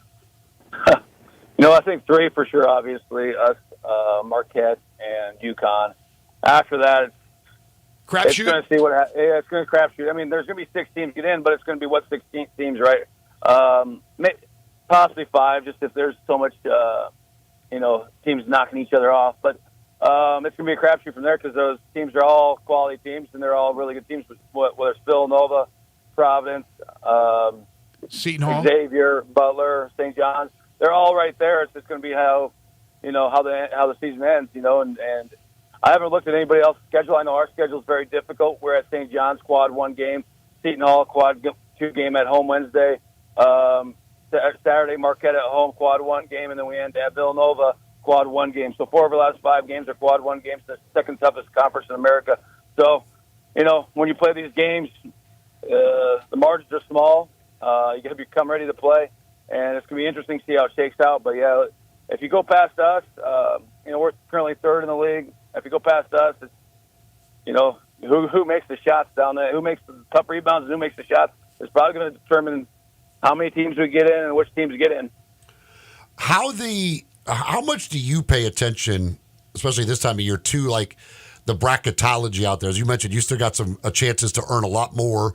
Quad 1 wins, do some things on stretch, but kind of where do you feel like you guys might be seed-wise when it comes to NCAA tournament time? Well, I think we're in control of our own destiny a little bit. I think we can get as high, and we follow it quite a bit because, we want to make sure that the kids know the magnitude of games. And, talking about St. John's again, they're on the bubble. We know we're going to Madison Square Garden on Sunday. They're going to be fighting for their life.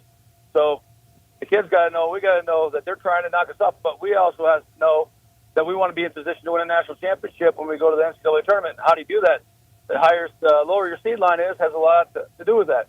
So every one of these games are huge for us. I think we can get as low as a 2 seed. I think we can get as high as a 7 seed.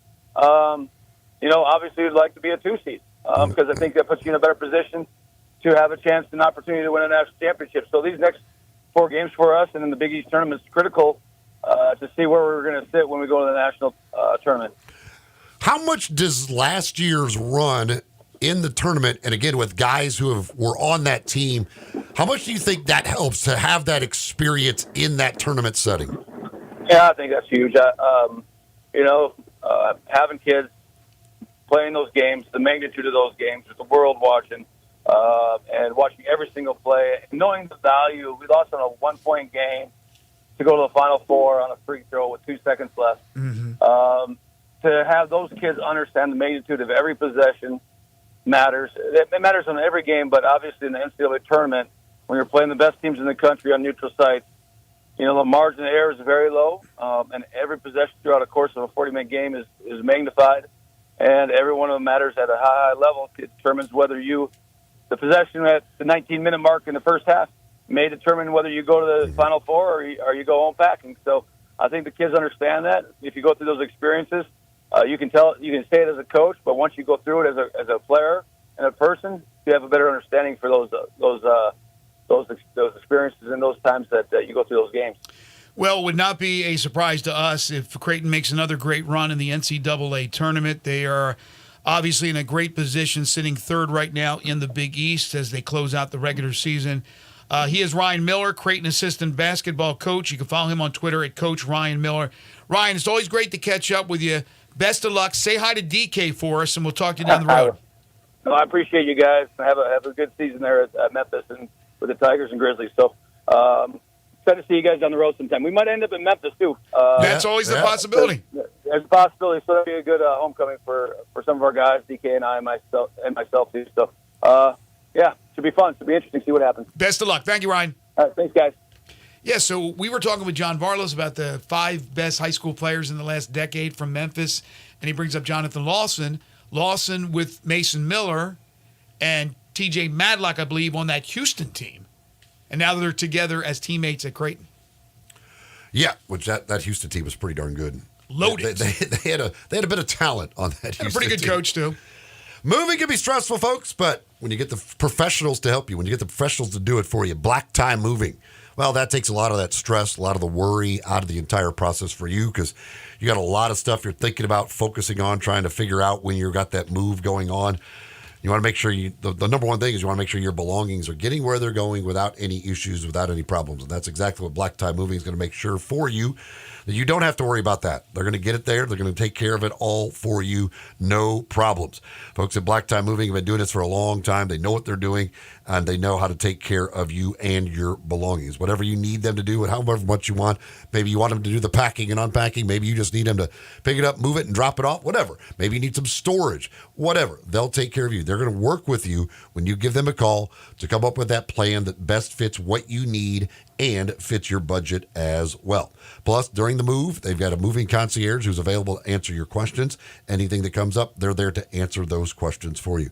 So if you've got a move coming up, call the folks at Black Tie Moving, 901-316-6196, or go to blacktiemoving.com/Memphis. Talk to the folks at Black Tie Moving. Coming up with that plan for your move, you'll get a no-obligation quote up front so you know exactly what it's going to cost.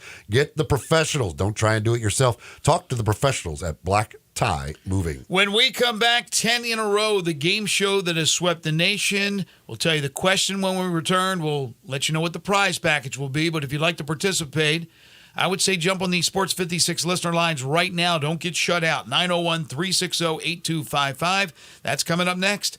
This is Sports 56 Mornings with Greg and Eli on Real Sports Talk. Sports 56, 98.5 FM. Broadcasting from the Family Leisure Studio, we are Sports 56 and 98.5 FM. You or someone you know or care about has dealt with a difficult divorce. When facing divorce, you need the attorneys at Rice Law.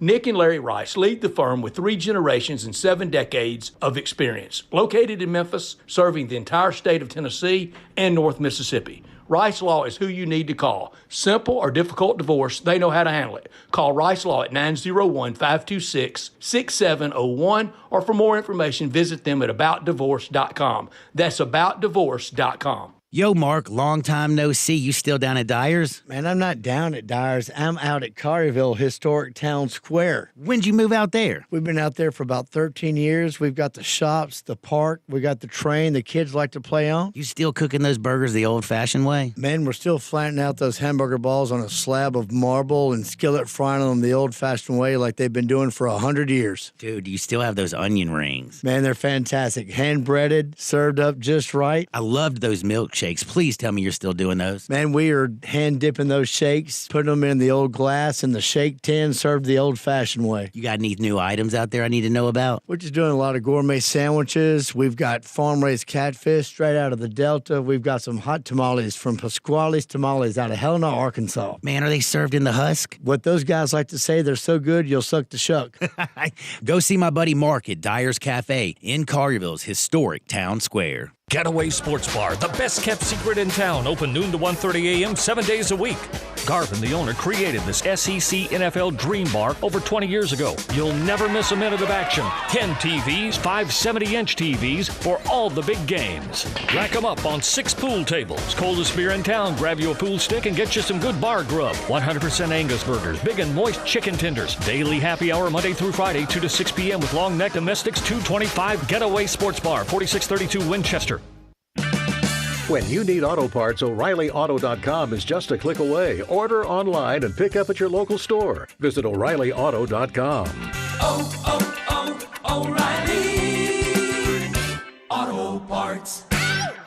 Hi, fellas. I'm Bill Russell at Russell Brothers Fine Jewelers. Christmas and Valentine's Day have come and gone, and at some point you have to make your favorite lady happy on her anniversary or her birthday. At Russell Brothers, we've been helping Memphis men for over 38 years do just that. When a gift-giving occasion arises, we're here to help you. Magnificent diamonds and exquisite gemstones are our forte, and you can find them set in stunning rings, beautiful necklaces, shimmering bracelets, or perhaps an elegant pair of earrings. The possibilities are endless, and at Russell Brothers you can always know that if you surprise her and she'd rather have something else, we're happy to exchange or refund your money within 30 days because we know you don't always hit a home run. Beauty, value, quality, and service are the things that set Russell Brothers apart from other jewelers. Come see us at Russell Brothers Jewelers. Let us help you say you're the best to that wonderful lady in your life. Russell Brothers Fine Jewelers, 4646 Poplar at Perkins.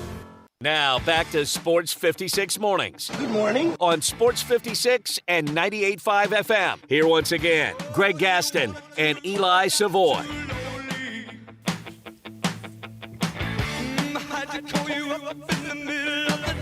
Welcome back, everyone. 9:28 the time. Grizzlies return to action tonight. They'll take on the L.A. Clippers. Has the injury report still not come out? Or is it out? For who? For the Grizzlies. I just talked about it earlier. Well, you mentioned Laravia. Anybody else on it? A lot of guys on it. They're all out. not the guys that are out. Jaren Jackson Jr. is probable. Okay, there you go. Again, Grizzlies tonight against the Clippers. Grizz at 20-36 won their last two games before the All-Star break. Clippers lose last night, so this will be the back end of the back-to-back. They lost last night to the Thunder, 129-107. Time now for 10 in a row. Not 5, not 6, not 7, not 8, not 9, but 10 in a row. It's the game show that has swept the nation. It's 10 in a row. If you'd like to participate, and please do, 901-360-8255. Don't be shy, 901-360-8255. We'll give you the prize package in a moment, but first the question. Since the NBA is back into action last night, 12 games, 10 on the docket tonight, NBA players who are averaging 20 or more points per game this season. NBA players averaging 20 or more points per game this season. What are the folks playing for?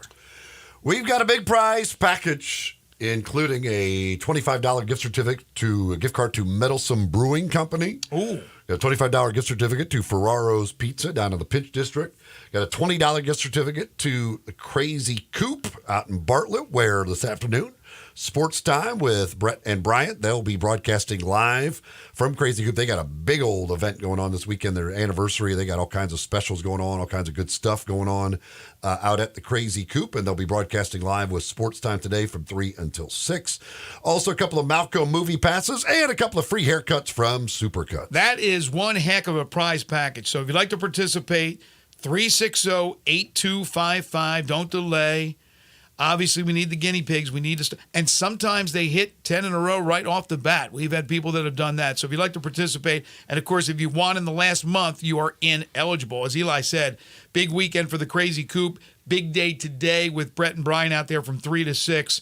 As I always say, you've tried the rest. Try the best. Go out and see those guys and try those delicious hot wings from the Crazy Coop. What makes them the best, those 27 amazing chicken wing seasonings. Now, at this Bartlett location, 7199 Highway 64 between Appling and Kirby Whitten, they have the full menu, so you can also dive into those half-pound burgers, juicy burgers, those catfish sandwiches, all the great sides like the fried okra, the fried dill pickles, the green tomatoes.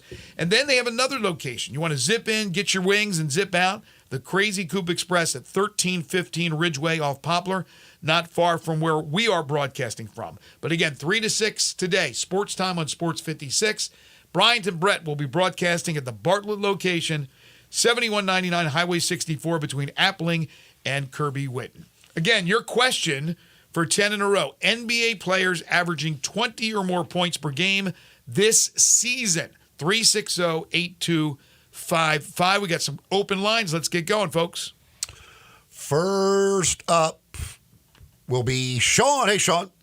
Hey, what's up? Hey, Sean. All right, here we go. NBA players averaging 20 or more points per game this season. Paul George. Yeah. Jamal Murray. No. 360-8255 is the number. Players averaging 20 or more points per game this season is the question.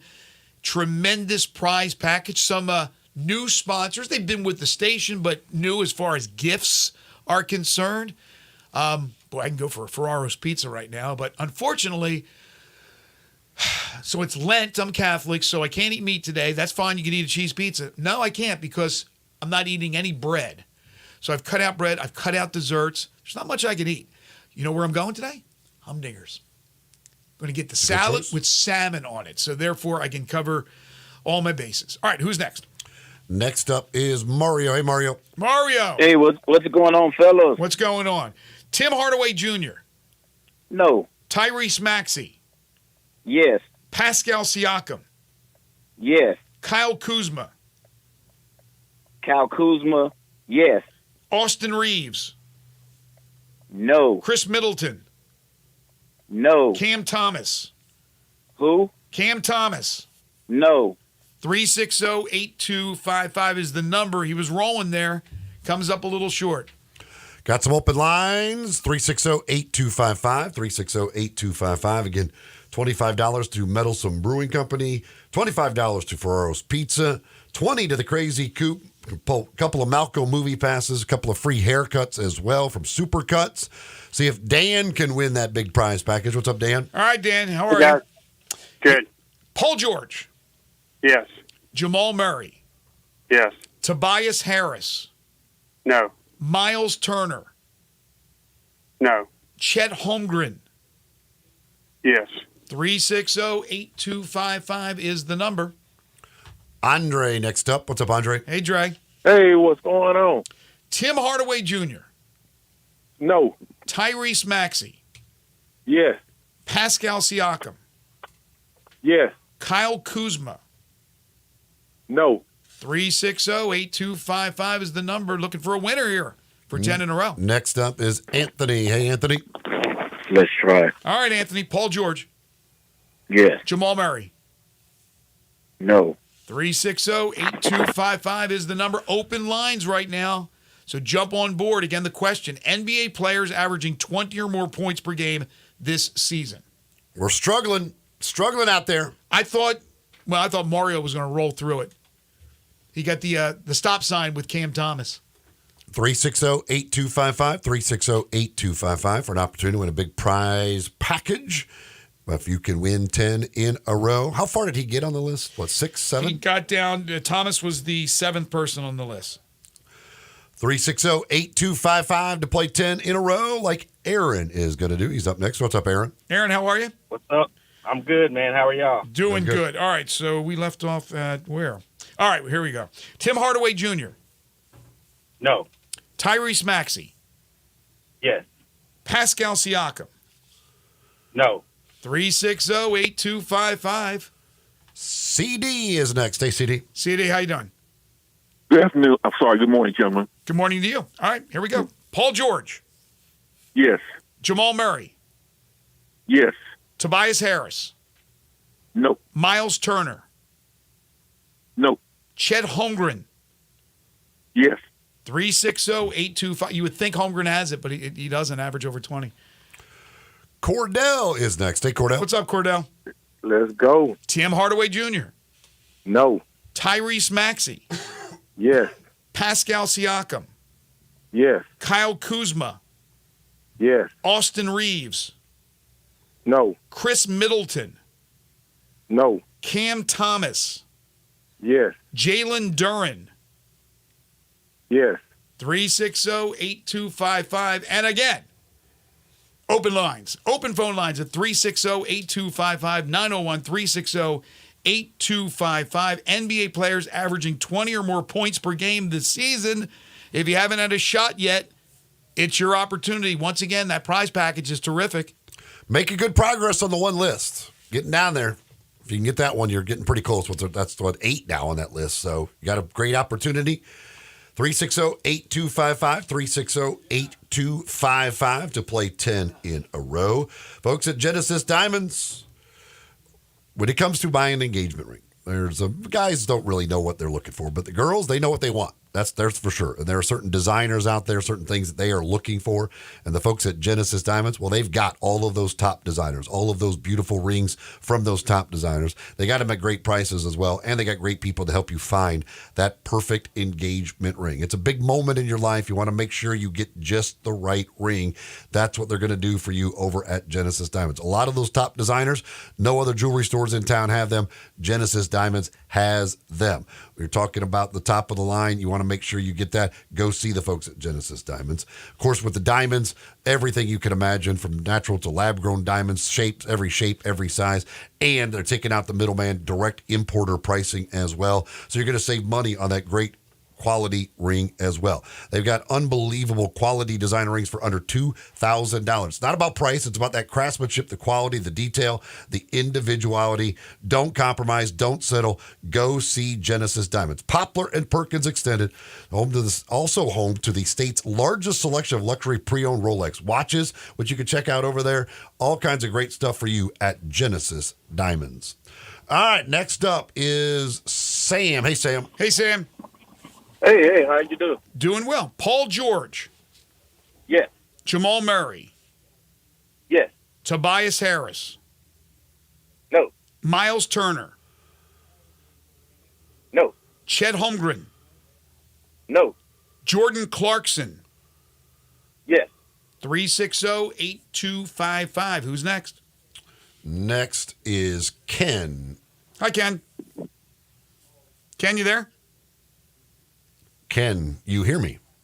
Nope. Yeah, I can now. There we go. All right, here we go, Ken. NBA players averaging 20 or more points per game this season. Tim Hardaway Jr.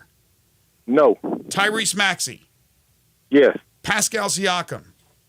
Yes. Kyle Kuzma. Yes. Austin Reeves. No. Chris Middleton. No. Cam Thomas. Yes. Jalen Duren. No. James Harden. No. Jaren Jackson Jr. Yes. There's your winner. Ken. Yes, sir. Ken, congratulations. You are a Thank winner. Hold on. Zach will take care of you and you get your big prize package. Are you doing second chance? No second chance today. No second Sorry. chance. All right, so we didn't get to these gentlemen. We got as far as Jordan Clarkson, which is a no. So here we go, Eli. Final four to win the big prize. Jalen Green. Yes. No. CJ McCollum. I'm going to go yes on him, too. Really? No. Jeremy Grant. Oof. I don't even know what kind of year he's having. I'll say yes. You are correct. Zion Williamson. Yes. Yes. That's 10 in a row. Congratulations to our winner, Ken. Yeah, I thought when Ken got to Harden, I go, oh, he's going to miss. Because everybody's going to think, oh, he's averaging 20. Or he's not. On a team, when you got Kawhi and Paul George, it's tough. You're not going to average 20 or more with Harden, more than likely. He's going to be the distributor. And then Russell Westbrook comes in off the bench and is the distributor. So there you go. That's 10 in a row. We'll do it again next Friday. Folks, if you're ready for a new Silverado All-Star Chevy in Olive Branch, has financing down to 2.9 for 72 months, or up to $5,000 in cold hard cash. Plus, you make no payments for 90 days, and your good credit deserves it. You're going to love all those Silverados, the Equinox, the Trailblazers, the Tahoes. You're also going to love seeing this all-star lot and showroom loaded up again with vehicles. You want pre-owned.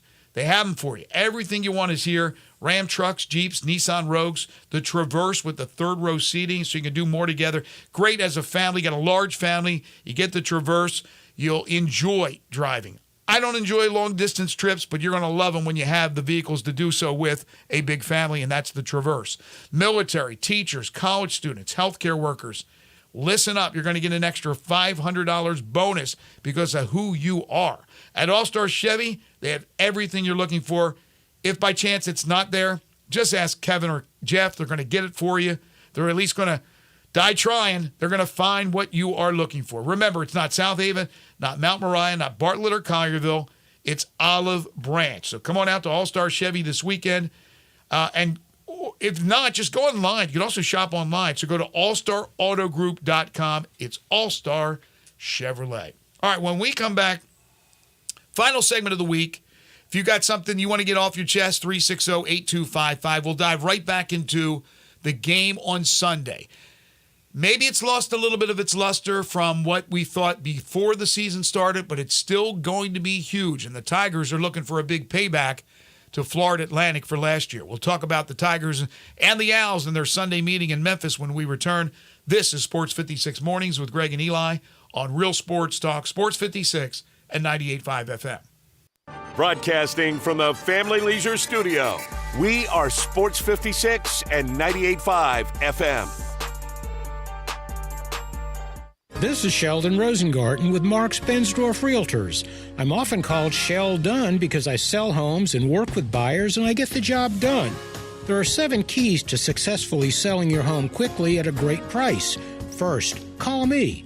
I do my research and advise you on preparation, presentation, and proper pricing that gets you the activity to get the best price. Follow my advice and it can happen. I did mention 7 keys to a successful sale, didn't I? Well, if you use the first key, calling or emailing me, you really don't need the next 6 keys. Remember, that's Sheldon Rosengarten at 483-0546 or MemphisRelocate.com. If you don't need me now, write it down for later or for a friend at Sheldon at 483-0546 at MemphisRelocate.com. Do it now, and who knows, you may hear your home advertised here. Remember, as bad a golfer as I am, when selling homes, Sheldon gets it done. Wendy's new breakfast 2 for $3 Biggie Bundles let you create your own delicious combo. Choose from a sausage biscuit, egg and cheese biscuit, small seasoned potatoes, and a medium hot coffee. But it's obvious which combo's the best. Sausage biscuit and small seasoned potatoes. Well, maybe it's the fresh cracked egg and cheese biscuit with a medium hot coffee. Or 2 savory sausage biscuits. Whichever you pick, you can't go wrong. Choose wisely. Choose Wendy's new 2 for $3 Biggie Bundles. Limited time only. U.S. price and participation may vary. Not valid in a combo. Single item at regular price. Chris Price, it's so good to see you. And you have a new business? Yes, Dave. MetroBuildersMemphis.com. Have you noticed water stains on your ceiling? With storm season here, take a walk around your home or business and look up. Make sure there are no water stains signaling a leak prior to the heavy storms coming in. If you do see signs of water, call me. My team and I will come out, diagnose the problem, and prescribe a fix. Our team of Hague-certified inspectors are waiting to assist with any inspection or repairs you may need. We have 3 crews dedicated to repairing roofs in the Mid-South. As certified Owens Corning and Mule High dealers, we offer 20-year, no-dollar limit labor and material warranties that offer hassle-free ownership. That's our hassle-free ownership guarantee. Allow Metro Builders team of professionals to assist you in maintaining your property's integrity and value. MetroBuildersMemphis.com. Your local commercial roof experts. Ask about our commercial roof maintenance agreements. Protect your investment with MetroBuildersMemphis.com. Call me, 901-375-1717. That's 901-375-1717. 375-1717. It's O Rewards Bonus Points Month at O'Reilly Auto Parts. Shop in-store or online to earn points and get rewarded at O'Reilly Auto Parts. O'Reilly Auto Parts. They're taking care of business in Memphis right on the river with Grind City Brewing and all of their great products. Look, this was a dream come true for a father and son duo. And if you have not been to that brewery right on the river, just to the north of downtown, you're really missing something special. And now you can't miss their products. Wherever you go, you see a brand new label. It's clean, it's beautiful, it's distinctive. You'll know Grind City Brewing, and of course you know their products like Poppy's Pills, that great Pilsner, or Tiger Tail, that very creative craft malt liquor. There's the new Thaddeus Amber Lager. That is absolutely a great light beer. There's the India Pale called Godhopper. It's outstanding. And then there's the Belga, the Belgian-style wheat ale. They keep bringing hits at Grind City Brewing. Now, back to Sports 56 Mornings. Morning! On Sports 56 and 98.5 FM. Here once again, Greg Gaston and Eli Savoy.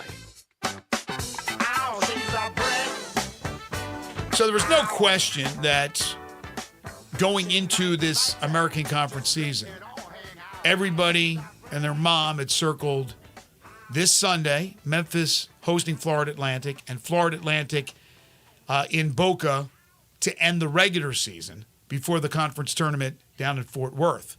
And while these are still two extremely important games, big games, it may have lost a little bit of its luster because of the Tigers not holding up their end. This is not 1 versus 2 in the conference. In fact, Florida Atlantic hasn't completely held up their end. But Florida Atlantic winning last night against SMU, winning by 10, albeit at home, are 21-6 and 11-3 in conference play. The Tigers will come in at 19-8, and now in the conference they are 8-6. Obviously, it is a must-win for Memphis. It doesn't guarantee you anything, but it does mean if you don't, you have no chance to be a top 4 seed in the American Conference Tournament. And even to be a top 4, you're going to have to win the rest of your games. That's 4 more games, including Sunday, and then need some help. But I wonder how they respond to the response. They responded against Charlotte on Wednesday night and looked good in doing so. Now going up against a very formidable offensive team. Charlotte was not. Taking nothing away from Charlotte, they were known more for defense. They didn't turn the ball over a lot, that type of stuff. SMU has some dogs. They have a big guy in the middle in Golden. Davis is an incredible player. It's a big challenge for Memphis. Can they take that momentum and that performance that we saw Wednesday and turn it into that on Sunday? I said yesterday on Sports Time, I think it's going to be a down-to-the-wire game. I think it's going to go possibly to overtime. I would be surprised. I guess I shouldn't be shocked if Memphis got clobbered, but I would be pretty surprised. I think Memphis learned a lot on Wednesday, and I think they're going to be ready to play. Reggie texts in, says Javon Quinterly is the key. He has to play all-out point guard. Go to the basket, get the ball to the open man, make them stop him. He can't play like a shooting guard standing around waiting to shoot. If he does that, bold prediction, Memphis wins out even through the tournament. Well, it's possible. I mean, the odds are against them, but it's possible. Yeah, Quinterly is a key. There's no question about it. He didn't force anything. He played under control, was dishing, looking the pass first, hit a couple threes in that second half. That runner is a real nice one that he uses with the right hand and kind of floats it over the defender and banks it home. He's pivotal, but so is David Jones. And if I'm not mistaken, Eli, unless it happened sometime yesterday afternoon, there has not been any more news on David Jones, right? I should have asked Matt that, but I'm not sure if Matt even knows. You're not going to get updates on injuries in college. Yeah, unfortunately, you're probably right. But he talks about Quinterly being a key. Well, if David Jones doesn't play, I don't think they have a chance. Jerry Palm's latest bracketology, the one for today's update, is out. He still has Ole Miss among the last 4 in. Tennessee is at a 2 seed still. He did drop Arizona with their loss last night to Washington State. Arizona drops off the 1 line. The 4 1 seeds now are UConn, Purdue, Houston, and North Carolina. So North Carolina moves into that 1 line with Arizona dropping down to a 2 after their loss last night at home to Washington State. Mississippi State, he has in there as a 10 seed still. So certainly on the bubble, but with that win over Ole Miss the other night, they are still at a 10 seed, and Ole Miss falling to that last 4 in after the loss to Mississippi State the other night. Let's see if there's anything else. Certainly, obviously, the Tigers are nowhere to be found. What's interesting, though, he has Florida Atlantic. Where is Florida Atlantic? Where can I see Florida Atlantic anywhere? So Florida as a 12 seed. Florida Atlantic is currently in his bracket somewhere. 8 seed, maybe 7 seed. I'll just tell you they're somewhere. Well, and he's got South Florida. He's got South Florida in because South Florida right now is leading the conference. But I don't think South Florida's going to win the conference tournament. I just don't. I know I'm going against the odds here because they have 1 loss in the conference. But there's Florida Atlantic. They're an 8 seed. Yeah. Not surprised. Not surprised he has them as an 8 seed. Now, North Carolina getting in as a 1 seed. That's a talented team with Baycott and with R.J. Davis.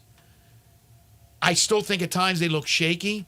Tennessee is in great position, I think, to overtake them to be a number 1 seed. If Tennessee can win the SEC tournament, not have a bad loss, I'm not sure what Tennessee has left in the regular season. Tennessee is in position to be a 1 seed. It wasn't a horrible loss for Arizona, but the fact that it was at home. Washington State has been one of the biggest surprises in college basketball this season. They go to Tucson, they win 77-74, and they sweep Arizona. They also beat them in Pullman. So you have 2 wins from Washington State over Arizona. Now, as you said, it knocks Arizona out of the top seed line from Jerry's perspective. But I think Tennessee is in position. By the way, this weekend, on Saturday, you have some titanic matchups. You have Houston and Baylor in the Big 12. Houston, the number 2 seed, Baylor the 11. A Houston win over Baylor, and they go on to win the Big 12 championship. I think Houston could easily be the number 1 overall. With Purdue having a recent loss, even though they crushed Rutgers last night, even though Connecticut is right there, they had the loss to Creighton. I think Houston could be the number 1 overall, and I think Tennessee has a chance to be a 1 seed. Some other games of note: Duke in the ACC travels to Wake. That's Steve Forbes' team. It's always a tough place to play. Speaking of tough places to play and a different style, North Carolina goes to Virginia. And we've talked all week about, since the Ole Miss lost to Mississippi State, that how big these next 2 games are for Ole Miss, playing South Carolina at home at the Pavilion tomorrow. That game will tip at 2:30, and then Alabama. You lose both of them unless you get to the finals, I think, of the SEC tournament. I think that puts Ole Miss on the outside looking in. Certainly tomorrow's a big one. Alabama is a great opportunity they've got next week, but tomorrow would be with a team like South Carolina, who's been really good but lost 2 in a row coming into your place. It would be that Ole Miss needs a win tomorrow. Alabama will play at Kentucky, so another tough one for the Wildcats. Alabama 13th ranked. Kentucky is 17th ranked. Kansas will host Texas. We know how good Kansas is at home as opposed to on the road. Texas 17-9, a little bit of a disappointment. It's just brutal in the Big 12, man. It's just somebody's got to lose those games in the Big 12. You ain't lying. Connecticut will take on Villanova. Tennessee does host Texas A&M. And Auburn at Georgia, that could be a trap game. I know Auburn had the loss and maybe to Kentucky and probably has woken up from that because Bruce Pearl won't allow him to sleepwalk through any opponent. But Georgia and Mike White, they've been okay. Not great, but they've been okay. They're 15-11 and playing at home. It could be a trap game for Auburn. We will have the Ole Miss game, obviously, tomorrow against South Carolina right here on Sports 56. We'll have Ole Miss baseball tonight. We'll join their game in progress at 6 o'clock. We'll have their game on Sunday as well, as they'll be taking on High Point this weekend in baseball down in Oxford. By the way, with the Sports Time broadcasting live today out at Crazy Coop from 3 until 6, they're going to be giving away tickets. They're going to have some tickets to give away for the Memphis, Florida Atlantic game on Sunday. 2 4-packs of tickets that you could go by there and register to win. And that's 3 to 6 today at the Crazy Coop out there on Highway 64. So go stop by, see them. Again, they've got some great specials, all kinds of great stuff going on all weekend long at the Crazy Coop. And the guys this afternoon will have tickets for Memphis, Florida Atlantic on Sunday. And again, the Grizzlies back in action tonight. They will play host to the Los Angeles Clippers. The Grizzlies come in at 20-36, but really the record does not matter. There is nowhere for this team to go as far as the postseason, but there is a lot to be determined as far as the players, what direction they may go with certain players. We gave you the health update as far as Marcus Smart and Desmond Bane. You will not see them for a while if you see them at all. I still believe Smart won't play again. I think Des will. And I do believe that Brandon Clark will get some action in a little bit later on towards the end of the season. But the Clippers come in having lost last night to the Thunder 129-107. That'll do it for us this week. Want to thank everybody. You folks have been absolutely terrific for all these years, and we appreciate you every single day.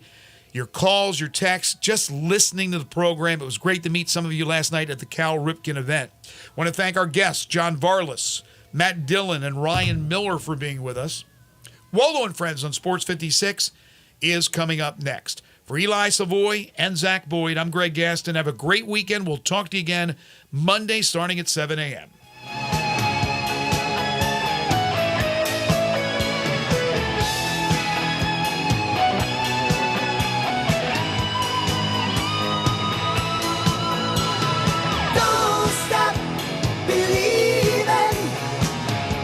At Edwin Watts Golf Shops, there's something that binds us all. The collective goal to transcend the ordinary. Introducing the all-new TaylorMade QI10 Max Driver, combining TaylorMade distance with the forgiveness of 10K inertia. Experience your drives in 10K.